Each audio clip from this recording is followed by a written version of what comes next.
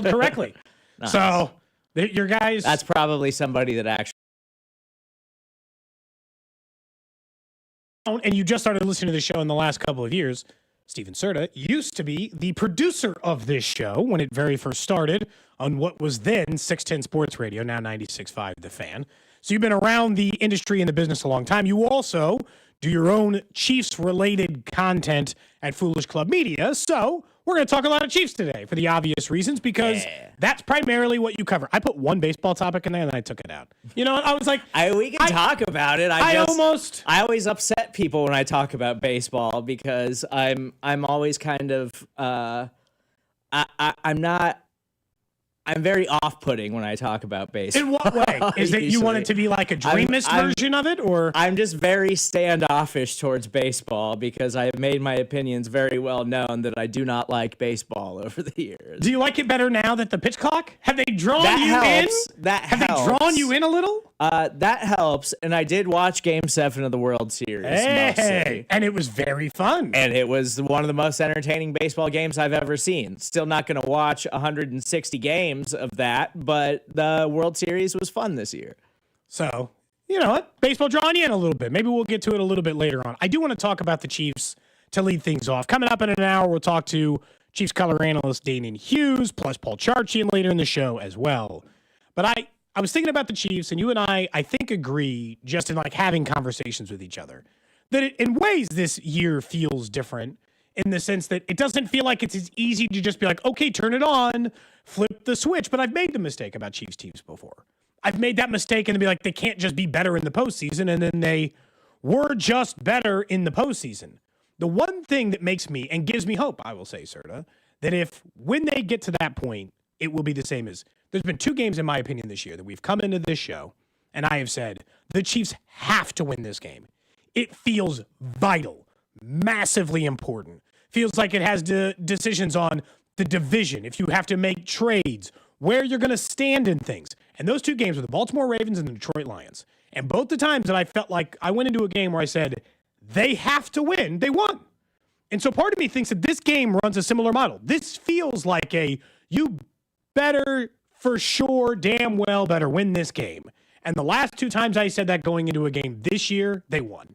And so do they still have that, like, we'll just turn it on part?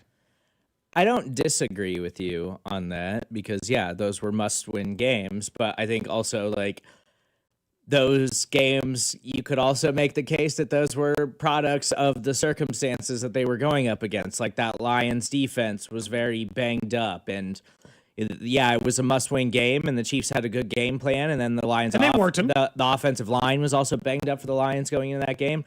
The Ravens were already falling apart. In fairness, they had Lamar Jackson at least. They did. And then it wasn't so bad in the fourth quarter, but they had Lamar Jackson. Yeah, that's the game that Lamar also got hurt. But again, Chiefs had a good game plan. And so, yeah, they dominated those games that they had to win.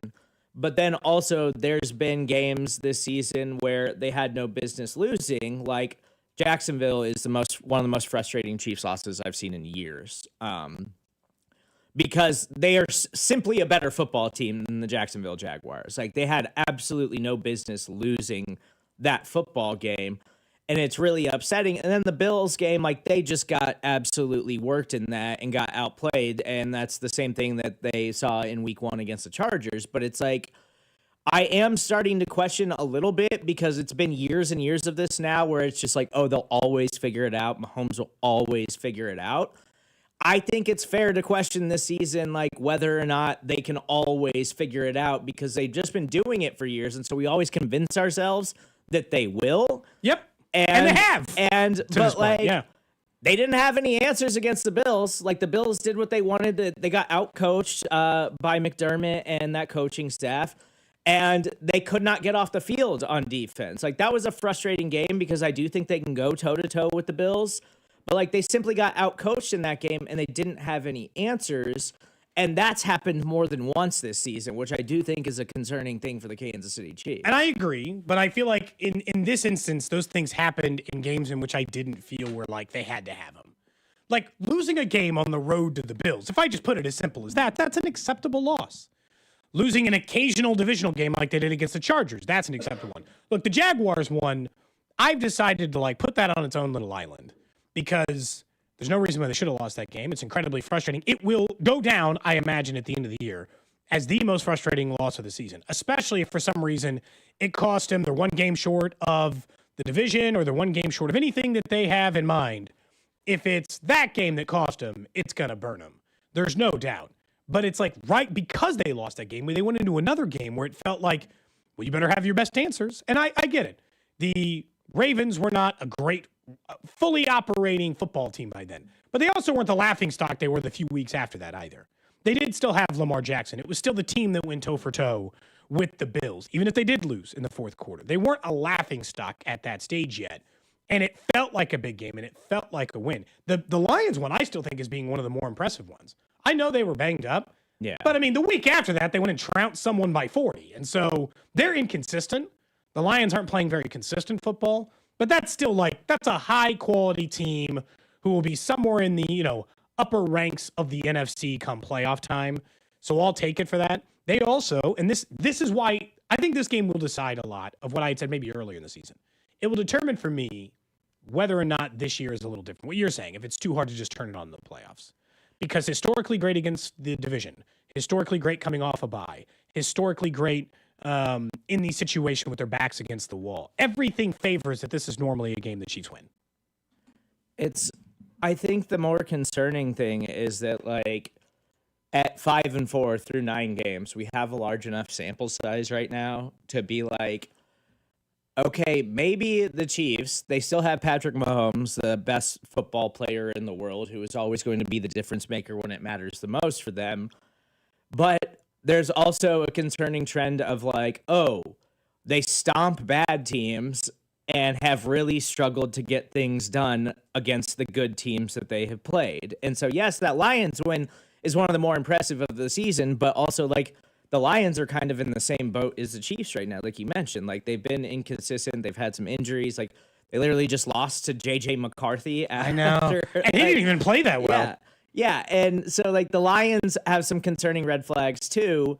But it's the Chiefs, like, totally destroy the Raiders, totally destroy the Commanders without Jaden Daniels. Like, yeah, like, you're beating bad football teams. You beat the Giants, which actually, like, the Giants game was concerning because you played awful for the entire first half. And then in the second half, you were like, oh, yeah, we're the Kansas City Chiefs. We go to Super Bowls.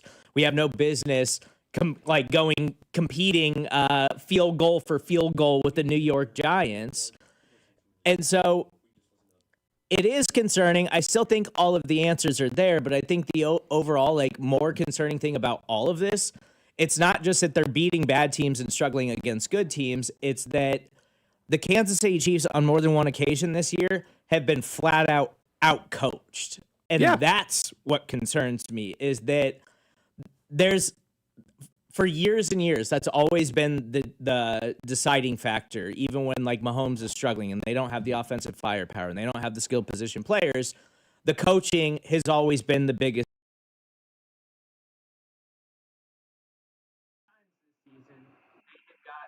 Flat out outcoached. That is concerning. I think that you've mentioned. I can talk more about this game in particular, and obviously the Broncos, as they've got them in a little over a week. Although, come on, Raiders, just do me a solid tonight. Pull an upset. Let's get the Steelers. And then everything, and then all this conversation. It's funny. Had they beaten the Jags, do you know how differently we'd be talking about this team? That's why that game pisses me off. I know. Do you know how differently we'd feel about the current Chiefs We'd feel if they great. just held on against the Jags, a team that stinks? I don't know where you are in Trevor Lawrence. I'm a known Trevor Lawrence hater. I don't think he's any good. But I think he is an average at best quarterback. Like, he is a really frustrating watch because the Jags are banged up now, but, like, they have way more offensive talent than what they have produced this season. But like I said, that's one of the more frustrating Chiefs losses that I can remember in a long time, because they are flat out better than that team. And I know they are flat out better than that team. And they were dominating that game. And they were up 14-0. That game looked like it was going to be a blowout. They were dominating that game, as they should have. And then it was like one thing happened, and then it all unraveled. And that's happened too many times this season, where it's beat up on the bad teams, and then against the good teams, it's like you can go toe-to-toe with them for a little bit, but then as soon as something bad happens, it's like, okay, it's over now, and you start compiling the mistakes.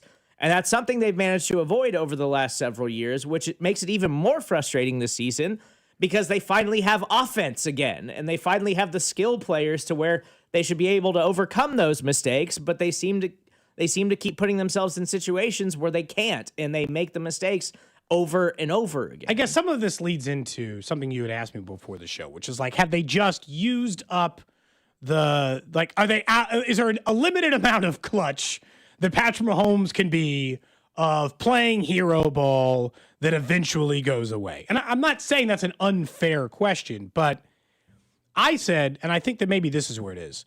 For me, it's when I watch them, I can tell when things are wrong for them, when Patrick Mahomes starts operating a certain way. And when he starts operating you can just feel it, where you're like, hey, man, you might have to do everything today, but when you feel like you have to do everything, it more often than not does not lead to a win for this team.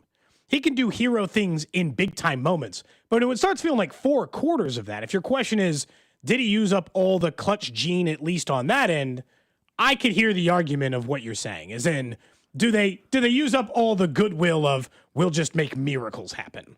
Well, I think it's a worthy question because it's like, last season, and I was making this argument all last season, like, because last season, what did we hear all year? Like, oh, Chiefs are a fake dominant team. Like, oh, they're winning all these one-possession games. That's not sustainable. Like, people were treating them like they were the Kirk Cousins Vikings last year. And it's like, they won 15 games. Like, yeah, they were winning a lot of football games. Like, yeah, but okay, but this isn't that Vikings team with Kirk Cousins that won all these one-possession games. Like, this is a Patrick Mahomes, Andy Reid Chiefs team.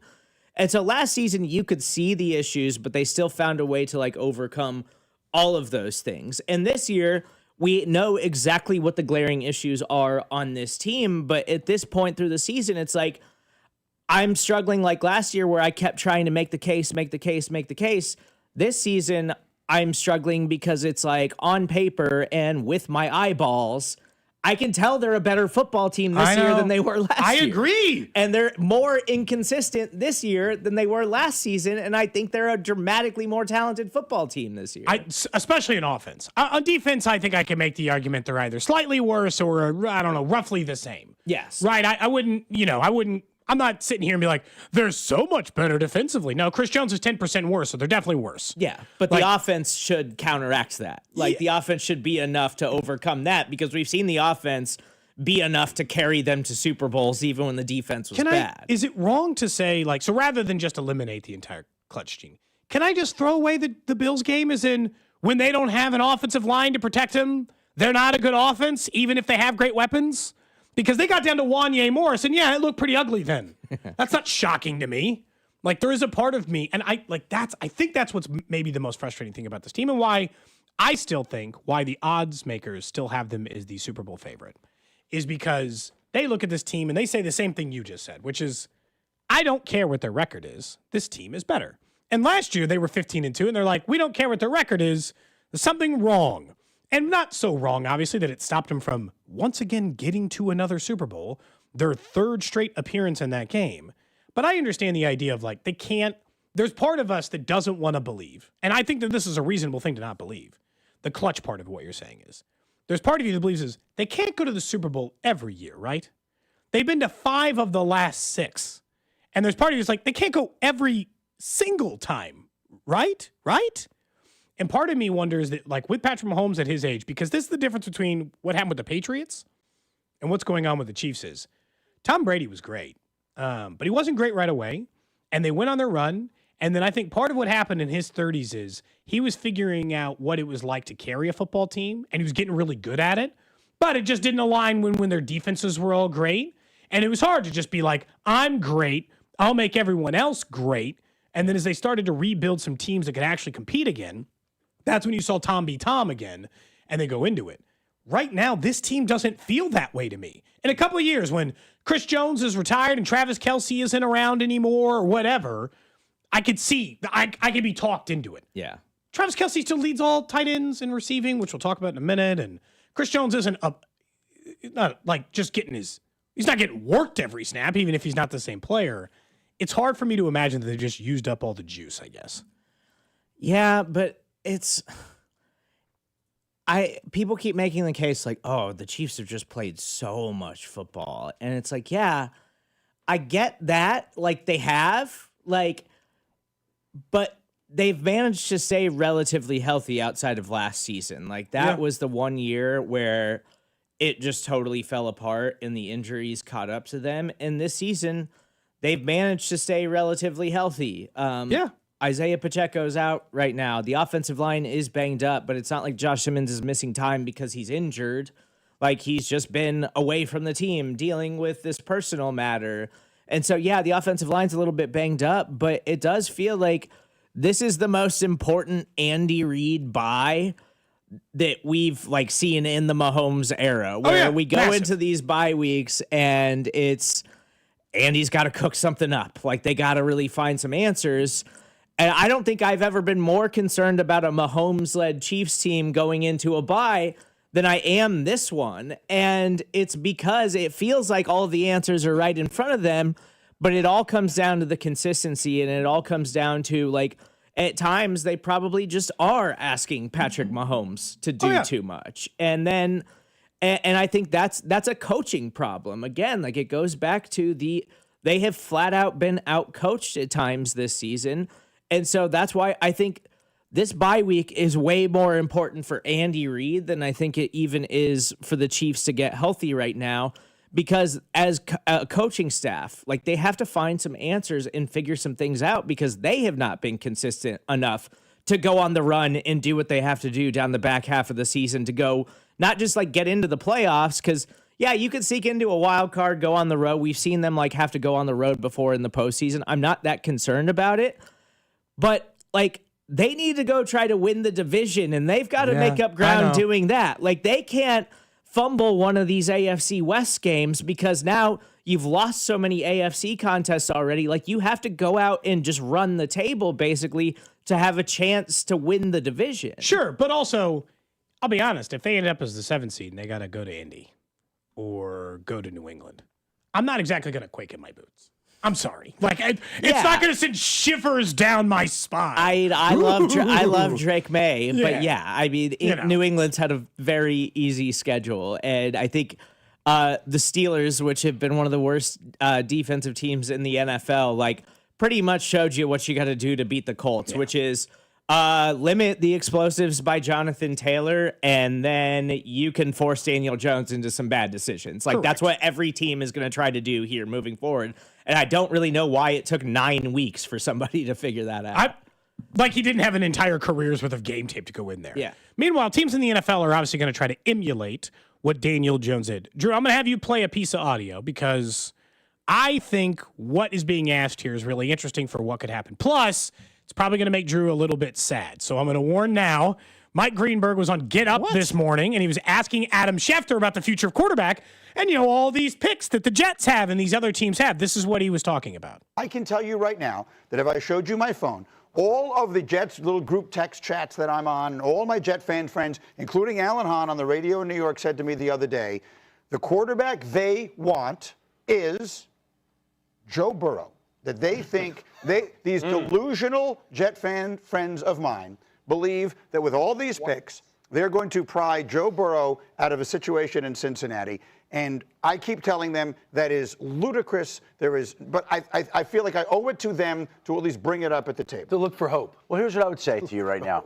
We have the New York Jets sitting here with 5 first-round draft picks the next 2 years, with the capability of doing whatever they want at the quarterback position.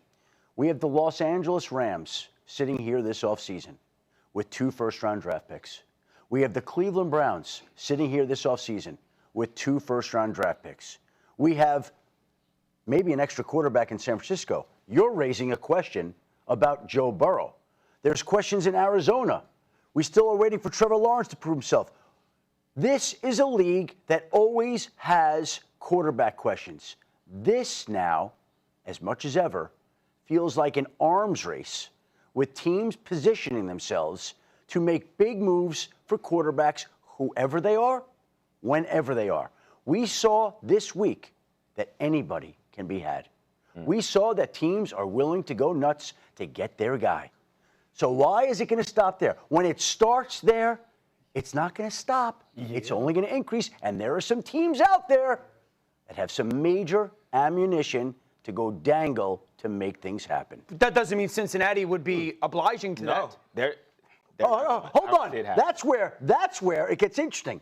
Because if that's what he wants, and we have no idea what he wants, but if that's what he wants, it's over.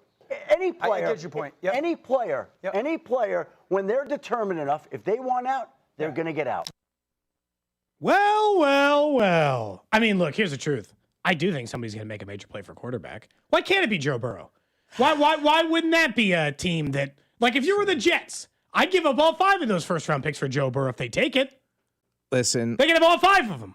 I don't really even watch ESPN that much anymore, but like Mike Greenberg, you used to be one of the most respected voices in sports radio. Oh, yeah. And we've really lowered ourselves on Get Up to this point where we're entertaining The group chat? these kinds of Twitter polls on ESPN. Like, what's the point of having draft capital if you don't have a quarterback? And then, like, the draft capital is to go get the quarterback. So what would be the point of all of that? What's the point of every decision the Bengals have made in signing Joe Burrow, T. Higgins, and Jamar Chase if all they're going to do is be like, oh, Burrow got hurt again. Let's just trade him away for 4 first-round picks and hope that we find another guy. But what we're forgetting is the Bengals are both cheap and stupid. And so, like, maybe they don't want to pay Joe Burrow anymore. They want to pay a rookie quarterback, and they do dumb things, like, all the time, historically. But, like, they're already doing those dumb things by paying everybody on offense. Besides paying a defensive player. Refusing to field an NFL defense. Yeah, they're already in it. I will say, the fact that he had to name drop, he could have name dropped, like, Lamar Jackson. He could have said anybody else. He could have said, he mentioned Kyler, and he mentioned Mac Jones and Brock Purdy. He's obviously hinting at those guys. Because those are real names that could go somewhere. Correct. Yeah, those are players that actually could be traded to another team. But if you're the Ravens and the Jets say, here are 5 first-round picks, 1 Lamar Jackson, please, I don't think they're making that deal. And although him and Harbaugh do not get along, I think that's an they disagree at times. But the Ravens wouldn't even entertain that, which is why he didn't mention Lamar Jackson, because he knows the Ravens wouldn't entertain it. Yeah, I think the fact that Joe Burrow's it really makes me sick. Like the fact that my friends want Joe Burrow, and then Adam Schefter to not really deny it either, to say, well, you know, there are some names. Like he didn't say yes. That makes sense, but he also didn't say no. Drew, I got to say, if they trade Joe Burrow to the Jets, you got to quit being a Bengals fan. I'd quit on my team. That's it for me.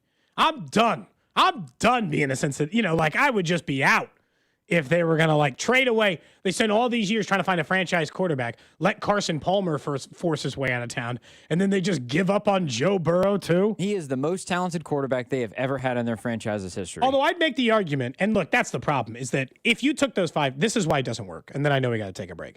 So if you took all 5 of those first-round picks for the Jets, and you took 5 quarterbacks with them, you probably don't find a quarterback as good as Joe Burrow. Yeah. And if you did, you just had Joe Burrow. Why the hell did you trade for him again? What's you the might point? not, you know what I'm saying? Like, you could take 5 quarterbacks, and you probably don't find one as good as him. I wouldn't trade Joe Burrow if I was the Bengals for a decade's worth of first-round picks. Barstool was asking if the Chiefs should trade to the Browns. What was it? The next 45 years worth of first-round and second-round picks, and they just swap rosters? And asked who would win a Super Bowl sooner? And just keep drafting them until you get like a Jalen Hurts and stacking your roster. Like, I guess, but it's more fun to just have the guy and then see if you can do that also. Yeah, I agree. It's not more enjoyable the other way. Take a quick break. When we come back, Travis Kelce leads all NFL NFL tight ends in yardage. I'll tell you what I think that means. Plus, Serda's got an answer for how the Chiefs could help in the running game. This is Cody and Gold on your new home for Chiefs football. 96.5, The Fan. Brought to you by Heartland Men's Health, the leader in men's sexual health. Thousands of men have been successfully treated for low T, ED, and more, all with discretion and compassion. Make your appointment at heartlandmenshealth.com.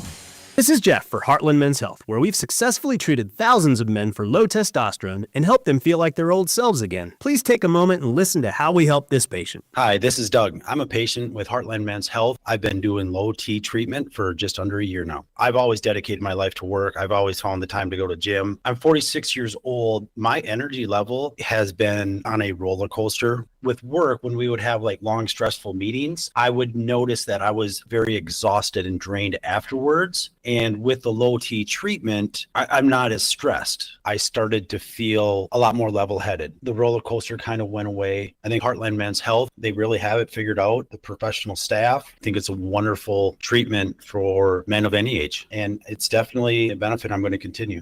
Thank you. It's true. Your initial appointment includes blood work and a medical consult. And if you start on testosterone the day of your appointment, your visit is free. Call 844-447-6600 or go to heartlandmenshealth.com. And Doug. Here we have the Limu Emu in its natural habitat, helping people customize their car insurance and save hundreds with Liberty Mutual. Fascinating. It's accompanied by his natural ally, Doug. Limu, is that guy with the binoculars watching us? Cut the camera. They see us. Only pay for what you need at libertymutual.com. Liberty, liberty, liberty, liberty. Savings vary. Underwritten by Liberty Mutual Insurance Company and affiliates. Excludes Massachusetts. Get ready, Missouri. FanDuel, America's #1 sportsbook, is coming soon. Starting on December 1st, new customers in Missouri can get up to $300 in bonus bets when you make your first $5 bet. From touchdowns to three-pointers, with FanDuel, any play can be the play of the game. With live betting, you can even get in on the action after the game has already started. All on an app that's safe, secure, and easy to use. Visit FanDuel.com/Missouri to learn more. And you'll be all set to bet when FanDuel goes live in Missouri on December 1st. That's FanDuel.com/Missouri. Play your game of FanDuel, the #1 rated sportsbook app. Must be 21 and present in Missouri. First online real money wager only. $5 first deposit required. Offer starts 12/1/25. Excludes customers who redeem pre-launch sign-up offer. Bonus issue is non-withdrawable bonus bets which expire 7 days after receipt. Restrictions apply. See terms at sportsbook.fanduel.com. Gambling problem? Call 1-800-GAMBLER or visit fanduel.com/RG. Hey friends, it's noisy out there with information coming at us all day, every day. It's hard to know what to trust, and the world of wealth management is no exception. That's why UMB Private Wealth Management helps you tune out the noise and tune into what matters most. They'll create a financial plan based on your unique goals, so it's your voice that comes through loud and clear. Get financial clarity. Go to umb.com/private wealth to schedule an appointment. That's umb.com/private wealth. We all hear the radio ads about the IRS. They tell you to be afraid, to be scared, and they try to frighten you into calling. I'm not here to do that. Tax Relief Advocates is different. TRA is here to tell you that if you owe money to the IRS, whether it's $5,000, $50,000, or $500,000, we have a solution. It doesn't matter if you're sitting in your car, at work, or with your kids. No matter where you are, call now. 800-575-9834. Don't lose hope. TRA can eliminate or reduce what you owe to the IRS. Generous programs are now available that can give you a fresh start. Our passion is taxes and helping individuals fix their IRS problems. We have over 1,000 5-star reviews on Google and an A+ with the Better Business Bureau. You don't need to be afraid of the IRS any longer. End your tax nightmare today by visiting us online at TRA.com or call 800-575-9834. That's 800-575-9834. Tax Relief Advocates. Real solutions for real people. This is the story of the one. As a maintenance supervisor at a manufacturing facility, he knows keeping the line up and running is a top priority. That's why he chooses Grainger. Because when a drive belt gets damaged, Grainger makes it easy to find the exact specs for the replacement product he needs. And next day delivery helps ensure he'll have everything in place and running like clockwork. Call 1-800-GRAINGER, click Grainger.com, or just stop by. Grainger, for the ones who get it done. Now that I'm a dad, I can't stop thinking about what would happen to my kids if something happened to me. Like losing the house or not affording college. Yeah, that used to keep me up at night too. It's why I finally got life insurance from Ethos. It's 100% online. No medical exams, just a few health questions. I got $2 million in coverage for around $2 a day. I never realized it was that simple. Get your free quote at ethos.com/game. That's ethos.com/game. Rates may vary. Build monthly. Sample rate 10-year term life policy for a 35-year-old healthy non-smoking male. This is the story of the one. As a maintenance supervisor at a manufacturing facility, he knows keeping the line up and running is a top priority. That's why he chooses Grainger. Because when a drive belt gets damaged, Grainger makes it easy to find the exact specs for the replacement product he needs. And next-day delivery helps ensure he'll have everything in place and running like clockwork. Call 1-800-GRAINGER, click Grainger.com, or just stop by. Grainger, for the ones who get it done.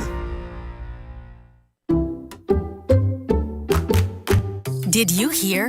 Allstate car insurance now costs even less. So when you bundle with home, you can save even more. Check Allstate first to bundle and save with a new lower auto rate. You're in good hands with Allstate. Not available in every state. Only applicable for new auto insurance business. Rates will vary by several factors, including how you purchase the policy. Potential savings may vary. Allstate North American Insurance Company and Affiliates, Northbrook, Illinois. J. Rieger & Co. Oh, so good. Quality crafted in Kansas City. J. Rieger & Co. Straight Bourbon Whiskey. Winner of Best Craft Bourbon at the 2025 Ascot Awards. At 90 proof, it's rich, well-balanced, and oh, so good. Quality crafted in Kansas City. You're listening to 96.5 The Fan from the DM Injury Law Studios. Mike's got this. Sports Talk on 96.5 The Fan is presented by Paramount Plus. You can't count on much these days, but you can always count on Sundays with the NFL on CBS and Paramount Plus. Watch your local NFL game every Sunday in CBS and Paramount Plus all season long. Visit ParamountPlus.com/NFL to get started today. Cody Tapp with you. Steven Serda in for the full 4 hours. Drew Nixon on the other side of the glass. I don't think we've done 4 hours together in a while. That feels like since you were employed here. You've come in for like an hour or 2 hours. Not full hours. I've done some guest appearances, and then I think the last time I did 4 hours here was like the day after Christmas or something. I think I came in and filled in for 4 hours. And I probably wasn't here. You're probably filling in for us. Yeah, I think that's what I was doing. And then I think the Chiefs, I think it was day after Christmas, and all I did was talk about Chiefs for 4 straight hours by myself. And was that the year they ruined Christmas, or no? That was the win. Year. So okay. They played on Thanksgiving last year. So yeah, they played Christmas. They played on Christmas 3 year, years in a row, and they have to play Thanksgiving this year. So yes, it was the day after they played. I think they played the Steelers last year. Okay, and they won that game. So and at then, least you got to talk about that.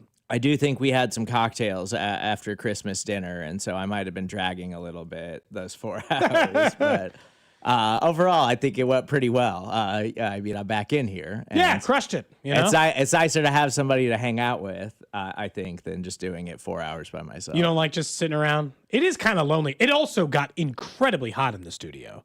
I took off my jacket in the middle of the segment. You said you were waiting because we're on camera to get to the other one. No. I'm not just sitting here in some sweat box. It's usually cold in here. It was awful. Coming up in 30 minutes, we'll talk to Chiefs color analyst Danan Hughes right here on 96.5 The Fan. But I'll be honest. So I was looking up the numbers for Travis Kelce, and obviously the fun stuff, right? He leads all NFL tight ends in yardage, which you probably have seen by now. All the other guys anywhere close to him are kids. Tyler Warren is 23 years old. Tucker Kraft, 24. Trey McBride, 25, just turned 25. And Oronde Gadsden, who is 22. So they're all a full decade or more younger than Travis Kelce. And here's my stance on it. He shouldn't retire. He's gonna, but he shouldn't. He's still one of the 5 best tight ends in the NFL doing it. Why walk away? You're still better than everybody. You said till the wheels came off once. Don't take that away from me. Being able to find a tight end to replace Travis Kelce is borderline impossible. He's still leading the NFL in yardage at the position. I'm not saying he's the best tight end in the league. I think that's probably Brock Bowers, who only doesn't lead the NFL based on the fact that he missed some football games. And hell, he might not even be better than Tucker Kraft or Tyler Warren, but he's one of the 5 best tight ends in the NFL. And I still think, and now I'm curious to know, you know what my take on this was before? I think the reason why he's playing well and in such great shape is he watched how hard Taylor Swift works. And he went, oops, I don't work quite that hard. And I should probably spend more of my offseason training to do the job I do. And while he trains very hard, I think he realized there was probably another level. And he took it real serious, and now he's back to being one of the top tight ends in the league, and he should just keep playing. I don't think he should retire. I think he should just keep playing. I mean, that's fine, I guess. I would like to it's a thing I've been saying with Chris Jones for like several years now too. It's like, so what's the plan after that? Like, what are they going to do when he totally declines? And Kelsey's obviously declining, but like his decline is still like, oh, one of the 5 best tight ends in football because he's that special of a player. So yeah, if he wants to play till he's 40, I don't really have a problem with it. But at some point you got to like, it's like the Cowboys with Jason Witten, where Jason Witten just refused to retire. Oh, they should look for somebody. And Jason Witten's basically out there like with a cane, like trying to run routes and catch an 8-yard pass. And it's like, Jason, you don't have to do this anymore, dude. You're saying it's still better to get out too early than too late? Yeah, and Travis... But too early, he's the NFL. Thankfully, and it's insane the longevity that Travis has had. The fact that he's never had like a serious injury in his NFL career outside of his rookie year, like which he missed. Other than that, he's just always there, just plays all the time. And like, I feel like you got to go out while that's good because... Yeah, you don't want to tear an ACL at 37 years old, like, and then have to try to recover from that. Yeah, like it's a young man's game, Travis. Like, get out while everything still works properly, and go make your millions and millions on your podcast, and go be in movies and whatever. Like. We can't squeeze out one more year. How about 38? Remember when Gronk was going to try to be an actor and everybody was just like, that is not going to work. And he was in like a couple of B-rate movies and everybody was like, he gets TV work and commercial work now though. Yeah. And that's Gronk's lane. That's what he should be doing. Like Travis has the door wide open to actually like go do real stuff. That's not just like hosting a pregame show on NFL Sundays. Like, Travis is never going to have to work a Sunday for the rest of his life. Not if he doesn't want to. And go do whatever he wants. And if I'm him, like, you've accomplished everything. You're a first ballot Hall of Famer. You've never suffered a major injury in your entire career. Post year 1, yeah. Just walk away. Just walk away, dude. Like, you're saying go out on top. Yes. Even if the Chiefs don't win a Super Bowl this year, like, just walk away, man. You got to do it while you have a good opportunity to do so. Because if you stick around for too long, inevitably something is going to happen that's not going to work out in your favor. Because pretty much everything has worked out in his favor his entire NFL career so far. Is your instinct still that he will retire? Like that this is it? That this is his swan song? He's not under contract. He's made a ton of money. He's obviously going to get married next year. So maybe it's just like turning over into the next chapter. Because my instinct is that he is leaning towards retirement. Yeah. And that this was a planned out at the end of it. But he's playing so well. Part of me is like, but why? Like, you don't have to step away yet. The game hasn't passed you by. I don't know if you saw this clip. There was a podcast out, Drew, you probably saw this, where Steve Nash was talking about how Steph Curry retired him. He's talking about he's playing a basketball game, and they just kept running him in sets against Steph, and he's like, this is insane. And he's like, 48 hours later, he's retired. He's like, I'm done. He was like coaching them in like screen sets in the Lakers. Like, he quit after having to guard Steph Curry. He's like, I can't hang anymore, and I can't do this. I don't feel like that's where Travis is yet, although I do think he's leaning that way. I agree. Like, he's still playing at a high level. He's still a difference maker for the Kansas City Chiefs. But I think more than ever in his NFL career, you can see that it's harder this year. Yeah. Like, you can see that everything just takes a little bit more out of him, like, than it has before. And so I think that that's something that they think about. And honestly, like, I'm impressed that he's played as much as he has this season. And the fact that, like, the Chiefs haven't done a little bit more to be like, hey, protect him. Let's keep him fresh for the playoffs. And maybe now actually, like, having Rice and being able to fully deploy him again is going to change some of that stuff. But, like, you can just tell when he's on the field, like, everything is just a little bit harder at this age and everything takes a little bit more out of him. And so, like, if I were him, like, I don't think that I'm a lazy person, but generally the way that I go about life is like, how am I going to do this the easiest way possible? Smart way. We call that the smart way. Yeah. You know? And that's how Travis should be thinking about these things. He should be looking at it from Yes. what is the path of least resistance? You don't need to prove anything else. No, You've he has already nothing to done prove. it all. He has nothing to prove. He's a multi-Super Bowl champion. He's won everything he's ever needed to win. The fact because he had the mindset, at least up until he's always said, until the wheels fall off. Like that, Yeah. that's what I'm going to do. I do think the aspect of him being in the relationship with Taylor Swift and all this other stuff, I think is not necessarily changed his stance, or maybe it should change the stance of if Travis was still a single individual, I think he would actually go until he actually is really struggling and he hits that moment like you're talking about, Cody, with Steve Nash, where he's like, I can't hang anymore. Like, I'm not able to do this. Where now it's, you know what? Maybe I can go out when I'm having the best season physically I've had in a little bit. I'm leading the league in this way. Regardless of what happens, maybe this is okay to just go out, like you were saying, Serda, just knowing that if he finishes the season out healthy, I don't need to risk anything. I can go and be content with enjoying the rest of my life as it is. I don't need to go until the wheels fall off, actually, like I've said before. The relationship thing is very real, although I think football players probably operate slightly differently because look at how people raise families and are professional athletes all the time. Look, I know people, like radio is a perfect example of that. You know how many people work in radio and grind through and do it, and they're like, I'm going to make this dream come true. And they have the kid and they're like, I'm going to go work at State Farm. Like, are you nuts? I'm going to get a job that's like a Monday through Friday, 9 to 5. Yeah. I have like real family ambitions or a serious girlfriend. I'm not going to every single game. I gotta put some order in my life. That happens all the time. But also, I think it's just a little bit different when you're a professional athlete. I'm not saying that like Taylor's going to put Travis in this situation because obviously she's very busy and has an empire and like is clearly has her own economy basically that she's running and operating and staying very busy with. But Tom Brady ruined his marriage because he refused to retire. Like, Tom Brady got divorced because he just refused to walk away from football. Well, he did walk away, and they were like, finally, time with my husband and father of our kids. And he's like, but I still want to play football. She's like, I'm out. Yeah. That's it. No, I just say have that he, conversation before you get married, but they were already married. Because he kept going back and forth and then was just like, no, I'm gonna do one more. Like, I'm not ready to hang it up. Like, at some point, it's okay to just walk away from the game. And I do think we see more and more players nowadays, like Alvin Kamara. Like, Alvin Kamara is done. Like, he doesn't got anything left in the tank. And it happens quick with running backs, man.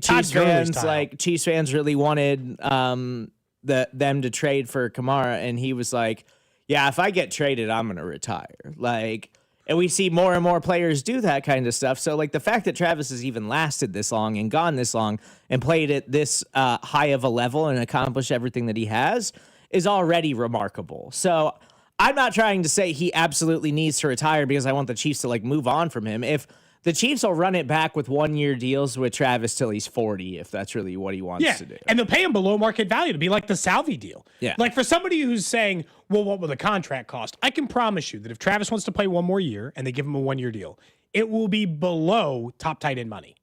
It will be like mid-tier tight end money, and it'll be incentive based, and he'll take it. If he wants to keep playing, the contract actually will be one of the least restrictive parts of it. And for the first time in Brett Veach's entire history, this would be the time to tack on as many void years as he'll let you. Like, put on as many couple of $1 million 4 years down the road as he'll take. Because you know he's not going to pay somewhere else. You're not going to pay him to play for another team. So that's outside of it. Coming up in just 15 minutes, we'll talk to Danan Hughes. I'm going to ask Serda in just 1 minute about his plan for the run game. But I quickly saw a picture of something, and I'm just curious if... This is not the random question. What? It's not the trash of the day. Okay. I got to ask a question. Is anyone actively seeking this out? I just saw a picture of something Taco Bell is selling today. Have you seen this? That is a Baja Blast pie. Oh, and I guess the question I have is, who is this for, and would you consume this? Because, Serda, you don't seem like somebody who's unfamiliar with Taco Bell in your lifetime. Maybe not even unfamiliar with a Baja Blast. Look, I will crush a grilled cheese burrito. Look, it comes in a fancy box. Yeah. It looks quite nice. And then this is the actual pie. I'm not gonna eat that. I'm not a Mountain Dew person, and I kind of judge people who do drink Mountain Dew to be over a certain age, or honest, like just in general. Like if you're Drew in your drinks Code Red sometimes. if you're in your 30s, what are you doing putting Mountain Dew into your body? That's gasoline. It's when he just turned 30. Just turned 30. Did you have a Code Red today? You know. And that's okay. It's okay if you like it. I'm just not a Mountain Dew person, especially like the original Mountain Dew. But like, yeah, I don't drink pop that much. So there's nothing that I'm like, oh, I need to consume this in physical form. Also, like this could be a video for us today drink. on social. You know, you, me, and Drew trying a Baja Blast. Someone said it tastes like a key lime pie. I like key lime pie. They've had it. They're out right now. You could go buy one today, I think. Listen, I like Mountain Dew Code Red. I drink it, but I never, ever would want to consume the physical form of like whipped said cream form. drink. Somehow that feels worse, I got to say, than just drinking Mountain Dew. Like putting it in as another ingredient is like there were other ingredients to have been used and available. I'm going to guess that they're going to sell a ton of these. That's because people are gross. Yeah. That's because people are gross, Cody. People Yeah, are that's why. gross. Yeah. So I'm they had to quit supposed around to 35. on the God, way. it was great. That was their run. On the way out of here today for a live stream that I'm going to do tonight, it was decided for me by Ron Hughley that I have to go to Arby's and get steak bites. Why? Because Just to he try wants them? to eat the new, steak yeah. bites on this live stream, and I was like, And you guys could be eating Baja Blast pie instead. That's a way better stream food. And I was just like, there's not an Arby's close to me, like that's convenient, and I don't really want to eat the steak bites. Also, I looked it up. The 9-piece steak bite meal is like $14. So I don't really want to, but he insisted on it. You're going to have to submit for reimbursement through Ron. Is that a thing? Apparently I have to Send go him a buy vendor these request. steak bites, and then I'm going to have to reheat them in the air fryer or something later because I'm not going live till like 10 p.m. tonight. Nothing like reheated steak bites in the air fryer to really, Maybe I'll grab a slice of Baja Blast pie, too. You know what? If it's available, we've got 3 hours left on this show. If somebody's at a Taco Bell, you let us know. From the 913, not me, sitting in my car, 38 years old, enjoying a crisp Code Red from Quick Trip. Serda just absolutely clocking you for just no reason as you enjoy your Code Red, you know? Let's talk a little bit about the running game. I had said not quite this receiver, but I do think that there's a missing element in the running game, but I've largely forgiven it because they're so dynamic in the passing game. What do I need? Every position to be great? I just told you they got a tight end leading all tight ends in receiving yardage. They're very deep at wide receiver. So, like, I'm not overly worried about their need or desire to solve the running game. But you're telling me that even if they still do want that, don't look at running backs, look at wide receivers. Yeah. I know, and I was somebody who was in favor of the Chiefs like addressing the running back room In the this draft, I offseason. was specifically. Yeah, the draft, 100%. Like I know Cam Scadaboo is done for the season, like suffered a terrible like season-ending injury, but like gross. Yeah. Imagine if the Chiefs would have drafted that guy. The Giants got him in the 4th round. Like it was that And kind he was of mentioned as a possible Chiefs target. and the Chiefs obviously refuse to use rookies and they bring them along slow for the most part. But I was always in favor of them trying to upgrade that room because it's obviously been something that has been a problem for them over the past several years. But they're never going to be a run heavy team. It would be nice if they were actually like good at it and like could scheme things up the way some of these other teams and best offenses do in the NFL. But prior to the Pacheco injury, like collectively as like a 3 running back rotation, their efficiency numbers were actually like pretty good in terms of like They were runs, the 10th best run offense in the league until the Bills game. Now they're 12th. It's effective. It's not explosive, but it's effective for the most part. I think what they need more of on offense is Xavier Worthy. Like In the run game? have to. I think the run game, the pass game, all of it. Sure. I think he simply has to be better. And I don't think it's fair to ask if he's favoring the shoulder and he's scared to take hits and like I think that's real. And if that's going to be something that's going to hinder him the rest of the way here because he just hasn't been very good. And I know he's had a play here and there, but like against the Bills, he was just straight getting bodied by a Bills rookie cornerback who was just like, oh, I'm just going to toss you around and manhandle you.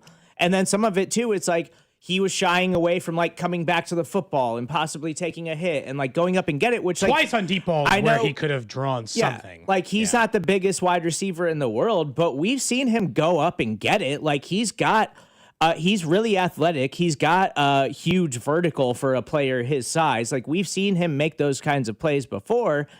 And I think it's fair to wonder whether, like, how healthy he is right now, because he simply hasn't been that good this season. And I think he's a better player than what we have seen from him. And I think it would change things a lot if he actually made a difference for the Chiefs on offense. He's supposed to be a growth player for them this year. And to this point, he hasn't been a growth player in the sense that he hasn't gotten significantly better during that time. Now, look, he's on pace for less yardage than he was last year. He also missed multiple games. So that's not surprising. But he's also just getting less yards per game. Now, some of that could be the EGE, right? Everyone's riding high and feeling good when you're winning and saying everybody got to eat. And then we know it's still Rashee Rice for more of it. The deep ball thing is like a real thing that he's got to learn. Either he was doing it and now he's not doing it because of the injury, or he forgot what it was like to attack the football in a way that made sense. Because specifically the one down the right field side, if he comes back to that ball, that's an instant PI. Every wide receiver in the NFL does that. The ball's short, you see it, they don't. Stop like you're trying to get the football and you get an instant pass interference. The other one just didn't look like he gave great effort on. But like I could be talked in the run game. I could be talked into Rashee Rice in the running game.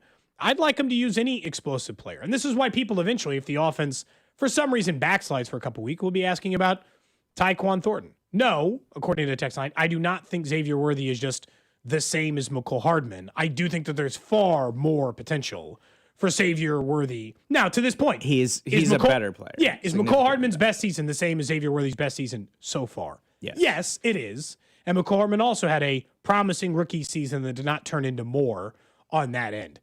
I think the injury set him back. I think he's afraid to play physical the way he normally would.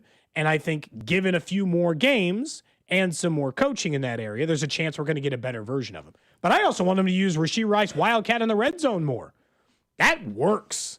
They don't know how to defend it, and you can threaten Xavier Worthy on the outside. Unless you get to 3rd and goal just before halftime against Buffalo, and then you don't do it. But every other time, Andy Reid is willing to put Xavier Worthy in that backfield. I'm still offended that they didn't go for that 4th and 1.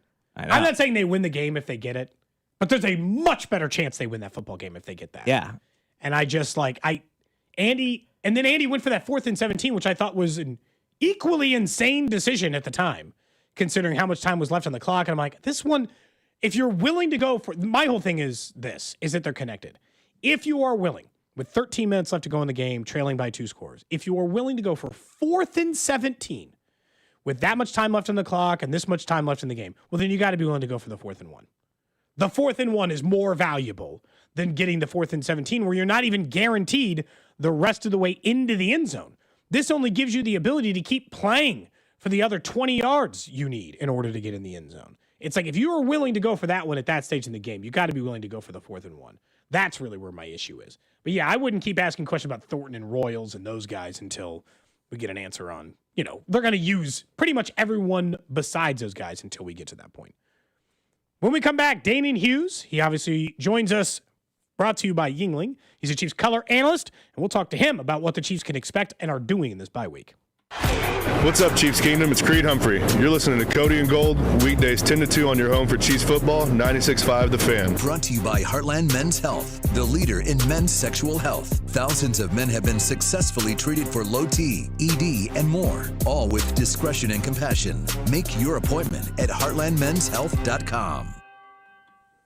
It's getting ready to be winter, which means you want to make sure you take care of your roof. Look, that snow, the ice, the rain, all the stuff that can cause problems. Really windy the other day. That's where we ran into a problem on the back part of our roof just last fall. Then we called Century Roofing. They were out there the next day to repair it. Super easy. You know why? Because they've done over 30,000 roofs in the Kansas City area and have been doing it for over 35 years.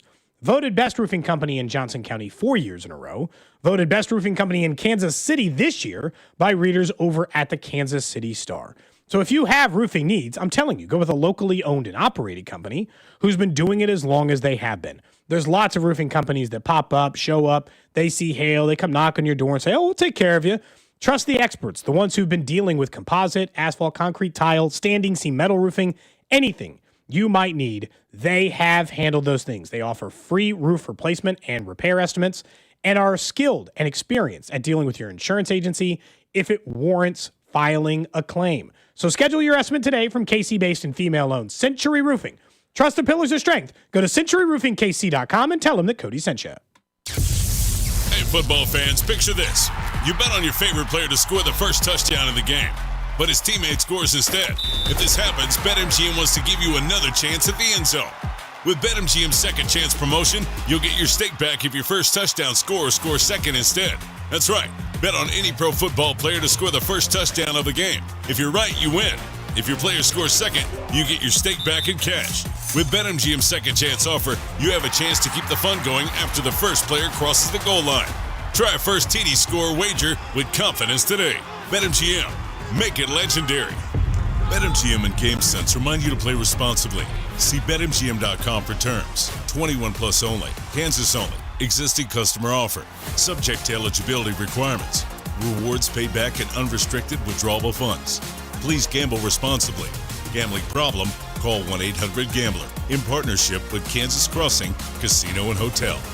Hi, I'm Lexi, your friend and jeweler at Shane Company. If you're planning to propose this holiday, we're ready to make creating your engagement ring a warm, welcoming experience. At Shane Company, we're all about your style, your budget, your dream engagement ring. Explore the widest selection of diamonds and ring settings ready for you to see in person, or visit us at shaneco.com. You'll have your ring in days, not weeks. Our friendly jewelry consultants don't work on commission. There's never any pressure, just perfect proposals. Shane Company, your friend and jeweler. Need to sell your house in Kansas City but not sure what the best option is? Selling a home, especially when dealing with foreclosure, divorce, job relocation, or an inherited property, can feel overwhelming. That's why I don't just make offers. I help homeowners understand all their options so they can make the right choice with no pressure and no obligation. I'm Rex, a local homebuyer and resident right here in Kansas City. Whether you're looking for a fast cash sale or just want to explore your choices, I'll walk you through the pros and cons of selling to me or listing with an agent. If selling directly is your best move, I'll offer you a fair cash price and a closing timeline that fits your needs in as little as 7 days or on your schedule. No repairs, no commissions, no hidden fees. Just a transparent, hassle-free process so you know exactly what to expect. Let's talk. Call 816-330-6000 or visit rexbuyskc.com for a free, no-pressure consultation. Rex Buys KC, helping homeowners make informed decisions with confidence.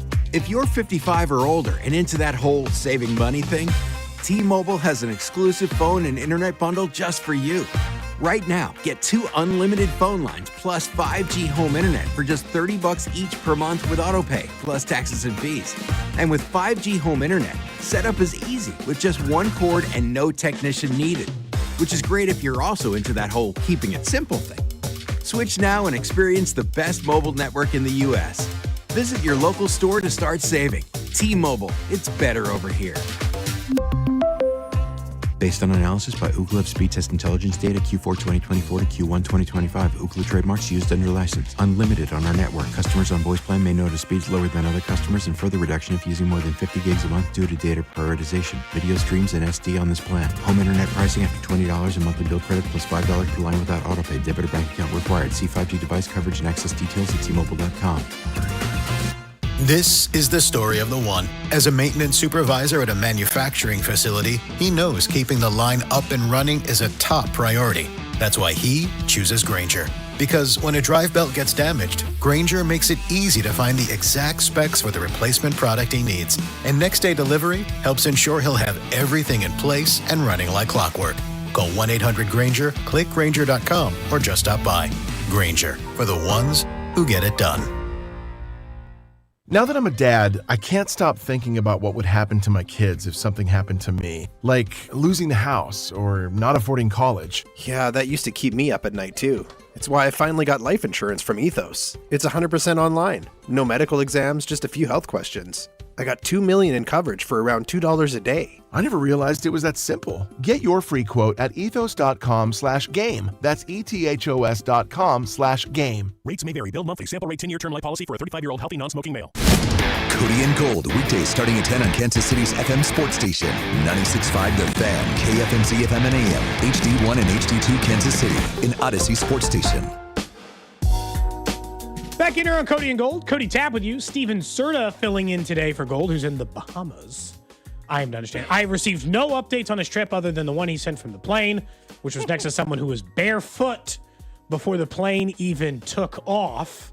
Right on. Which is they're relaxed in the early going, at least on that end. Our next guest joins us. Danan Hughes is brought to you by Blue Cross and Blue Shield of Kansas City. Discover the benefit of blue, and brought to you by Flight by Yingling, the next generation of light beer. Danan, I know you have good flight etiquette. You fly way too much to be that kind of person. Oh, do we have Danan? That was not the right one. Let me call him back. Did we lose him? Oh, Danan. In fairness, this is like maybe he likes to take his shoes off. Everybody has these things in their life. Maybe it's like a loose door handle at your place, Serda, where you're like, this hasn't worked for some time. I have not been able to pick up a phone call for some time on my end. It doesn't work on this phone. It just like glitches out all the time. And so when Gold's gone, I have Drew pick it up. And so I couldn't even tell what was going on. But I am told with a thumbs up, Danan Hughes ready to join us now. Danan, I was just saying, I bet you have good flight etiquette. Gold was stuck to somebody with no shoes on the plane. Yeah, that's terrible. Terrible. I don't know how much more I would be able to stand or withstand outside of shoeless Joe or Jane next to me. I'm easy. I'm an easy traveler. Give me the window seat, and I'm not getting up, and I'm going to sleep. I'm pretty easy. So if you want to have free reign of the aisle and be able to chill, just have me as an aisle partner, and I'm good. Do you require them to wake you up for the snack or the drink, or you're just good without that? I'm good. Don't wake me up. We traveled to Germany. We traveled to Brazil earlier this year, and I slept for 9 hours. Didn't move. Didn't need to move. Didn't need to go to the bathroom. Didn't have a meal. Didn't need a drink. I'm good on the plane. Genuinely, you might be the best person to fly next to ever. Exactly. I feel like that. So you got to ask Eric Townsend and Josh Klingler. Josh is a close second because he'll go to sleep quickly as well. I feel like I am the best. Thank you for saying that. I feel like I am the best partner to travel with because I am low maintenance. There you go. I'll ask you about the bye week and maybe what you think the Chiefs need to fix the most in just a second. But first, your initial impressions of the teams who got better at the trade deadline. How much better do you think the Colts are with Sauce Gardner? How much better do you think Jacoby Myers makes the Jags, who they're currently mired in a playoff position with? What team impressed you, I guess, with what they did? I think all the teams seem to do well when you consider the draft picks that were gotten and the players immediately. I mean, the Eagles are the cream of the crop in the NFC East. Dallas is trying to get at least into that 2 slot and possibly sneak into the playoffs. So those moves for the Cowboys seemed to show itself as desperation. But I don't have a problem with that. If you are kind of middle of the pack and you're foreseeing your team and what could happen towards the end of the season and you want to push your chips in to make a strong run, and then as we know, anything can happen in the postseason as long as you get there. I don't have a problem with that. As far as the injury to Travis Hunter down in Jacksonville and being that he was what most people look at as a number 2 receiver down there, and to go get Jacoby Myers makes a lot of sense for the Jaguars, especially if you think that you'll have a chance to stay ahead of the Texans and maybe make some noise against the Colts. The Colts, I like that whole premise. I like the whole idea that they are going for it. With 2 losses on the season, the momentum that they've had, going and getting Sauce Gardner and saying, you know what, This was the last piece. We have what many people would say is the best DB. We have what many people say is the best running back. What many people say, not necessarily the best quarterback, but the quarterback that's probably playing the best right now. They say they have the best O-lineman. I mean, there's a list that they're believing in Indianapolis, and for them to solidify one weak area, I give them credit. Like, I don't have a problem with any of those moves. When you look at like what I guess the Chiefs didn't do, do you feel like that speaks to confidence in their defensive line and unwillingness to give up a draft pick? Why do you think the Chiefs were quiet? Yeah, I think there was a little surprise on the D-line, mainly because of losing Omar Norman-Lott. And even though you got Mike Pennell back, I just felt like maybe getting some depth in case somebody goes down or to be a part of that rotation would have been helpful. I've never been an advocate for offensive weapons to be had, especially offensive weapons in this regime with Patrick Mahomes and this offense, to be had in midseason unless you have sustained several injuries like we did at wide receiver last year when we went and got DeAndre Hopkins. Outside of that, I just think that the offense is so complex. It takes a little bit for Patrick to get comfortable with you and for anybody to get comfortable with him, especially the improv part of what he brings to the table, not necessarily the timing stuff, but the improv and being on that same page. So I feel like offensive weapons outside of absolute need in this offense doesn't necessarily give you the warm and fuzzies. It doesn't fill any kind of gap. But I would like to think that, you know, if we're in a situation, God forbid, that one D lineman goes down, like, where does that put us?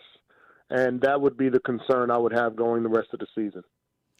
And Danan, like, yeah, them not making a move and trying to go out and add some depth along the defensive line, and like you see a team like the Eagles, like they go out and add Jalen Phillips and like get that guy, like, and then you lose Omar Norman-Lott for the season, like. What is the answer there? Like, going into a bye, we know they're going to address a lot of things and try to figure out how to get this thing back on track for the second half of the season. But it's like, they don't really have the depth there. And so it's like, if they do suffer one of these injuries, like, I don't know what the answer is along the defensive line. Yeah, it is a catch-22, and here's why. As a player in that locker room, when you go through OTAs and you get past the draft, and you get past training camp and preseason, and you come to week one, everything that has been promoted to you, every team meeting, every breakout meeting, the media, all that has basically said, this is what is going to get us to an opportunity to win another Super Bowl. What we have here is going to get us where we need to go. And outside of losing somebody to this point, not projecting possibilities, but losing somebody to this point, all that has been fed within that organization to every player is that you are worthy, you are enough, you guys can do it. So then if you go out, you run the risk of breaking up some of that structure, some of that confidence, by then saying, okay, week 9, well, technically you're not enough because we got to go and get these other people. And I feel like that's a touchy situation. And I've been in that locker room as a player, and we've gone and gotten different guys later in the season. I'm like, dang, like, and I'm looking around at some of my teammates. I was like, you know, you kind of say like, dang, I thought we were enough. I thought, you know, I'm getting more acclimated to the offense, or we got this young rookie that's coming along, and he was inactive early on, and now he's active and making plays. I thought we were enough. So you just got to be careful about that. I know from the outside in, we're looking at it as far as what other teams are doing around the league and who was available and what draft picks it would have taken. But from internally, like, there's something to be said about the continuity and the confidence of you've gone to battle with these guys 9 times already. You've withstood the rigors of training camp and the off season and the draft picks coming along, only to be told that well, we went and got these two guys, so technically you guys weren't really enough. And I feel like that's a slippery slope that you have to be careful about. I still think, and Serda still thinks, that this is a more talented offense than last year. And, I mean, it's hard to imagine that it's not just based on the weapons that they have. Mm-hmm. Where do you think they're slightly off? Like, I view it as, like, it doesn't feel like they're missing pieces of the watch, but it's out of time. So, like, what do you think has made them out of sync so far this year, or at least in multiple games? Obviously, they've had games where everything was perfect, but there's games in which things are off, including Buffalo. What do you think is the common thread? I think they're just still growing into themselves. You guys have heard me say this, and I'll stick to it. There are some teams, as of week 4, never mind week 10, but as of week 4, that we saw the absolute best that they could be. Like, that was as good as they were going to be. They were just holding on for dear life and hoping they can carry that momentum through the rest of the season and through the playoffs. Not so much with us, and that's not a bad thing. Like, who wants to be the best team in September? Now, I will say I didn't think 4 losses at this point would be where we are, but I don't have a problem with a team that's growing, figuring out ways to win. That's unfortunately what we're seeing with Denver, unfortunately what we're seeing with the Chargers in our division, but other teams figuring out ways to win close games, Tampa Bay Buccaneers and several others. We just have not been as fortunate. Having said that, like, where this offense is, we just got our number 1 receiver back. We were out of our number 2 receiver from a fully healthy standpoint for several weeks. You can't name another team in the league from an offensive standpoint that could lose 1, possibly 2 of their top guys at receiver positions and still win football games. Never mind be in the running for playoff positioning. Like, that's just the nature of where we are in this league. There's adjustments. This bye week is about adjustments. It's about self-scouting. Internally, Brett Veach and his staff, the scouting department, are dissecting everything about this team: offense, defense, special teams. What's worked, what hasn't worked, who's worked, who hasn't worked, who can be in a different position, who can be elsewhere, what the continuity of this offense. Xavier Worthy is a guy, young, still in his second year. You've been thrust into that number 1 receiver position for over a year, and now all of a sudden Rashee Rice comes back. How do you get acclimated to that number 2 receiver? How do you make noise and be productive in a role when you're not the focus of the offense, or at least the primary focus of the offense? Everything doesn't flow through you. Rashee Rice is the one that's getting the handoffs in the backfield and running the jet sweeps, and you're not. So that's an adjustment, not just for any player, but for a young player. So that's where the reset button is pressed this week in regards to the bye week, and that's why it's important. We've had bye weeks in week 5 or week 6 earlier. I think last year we did, in previous years.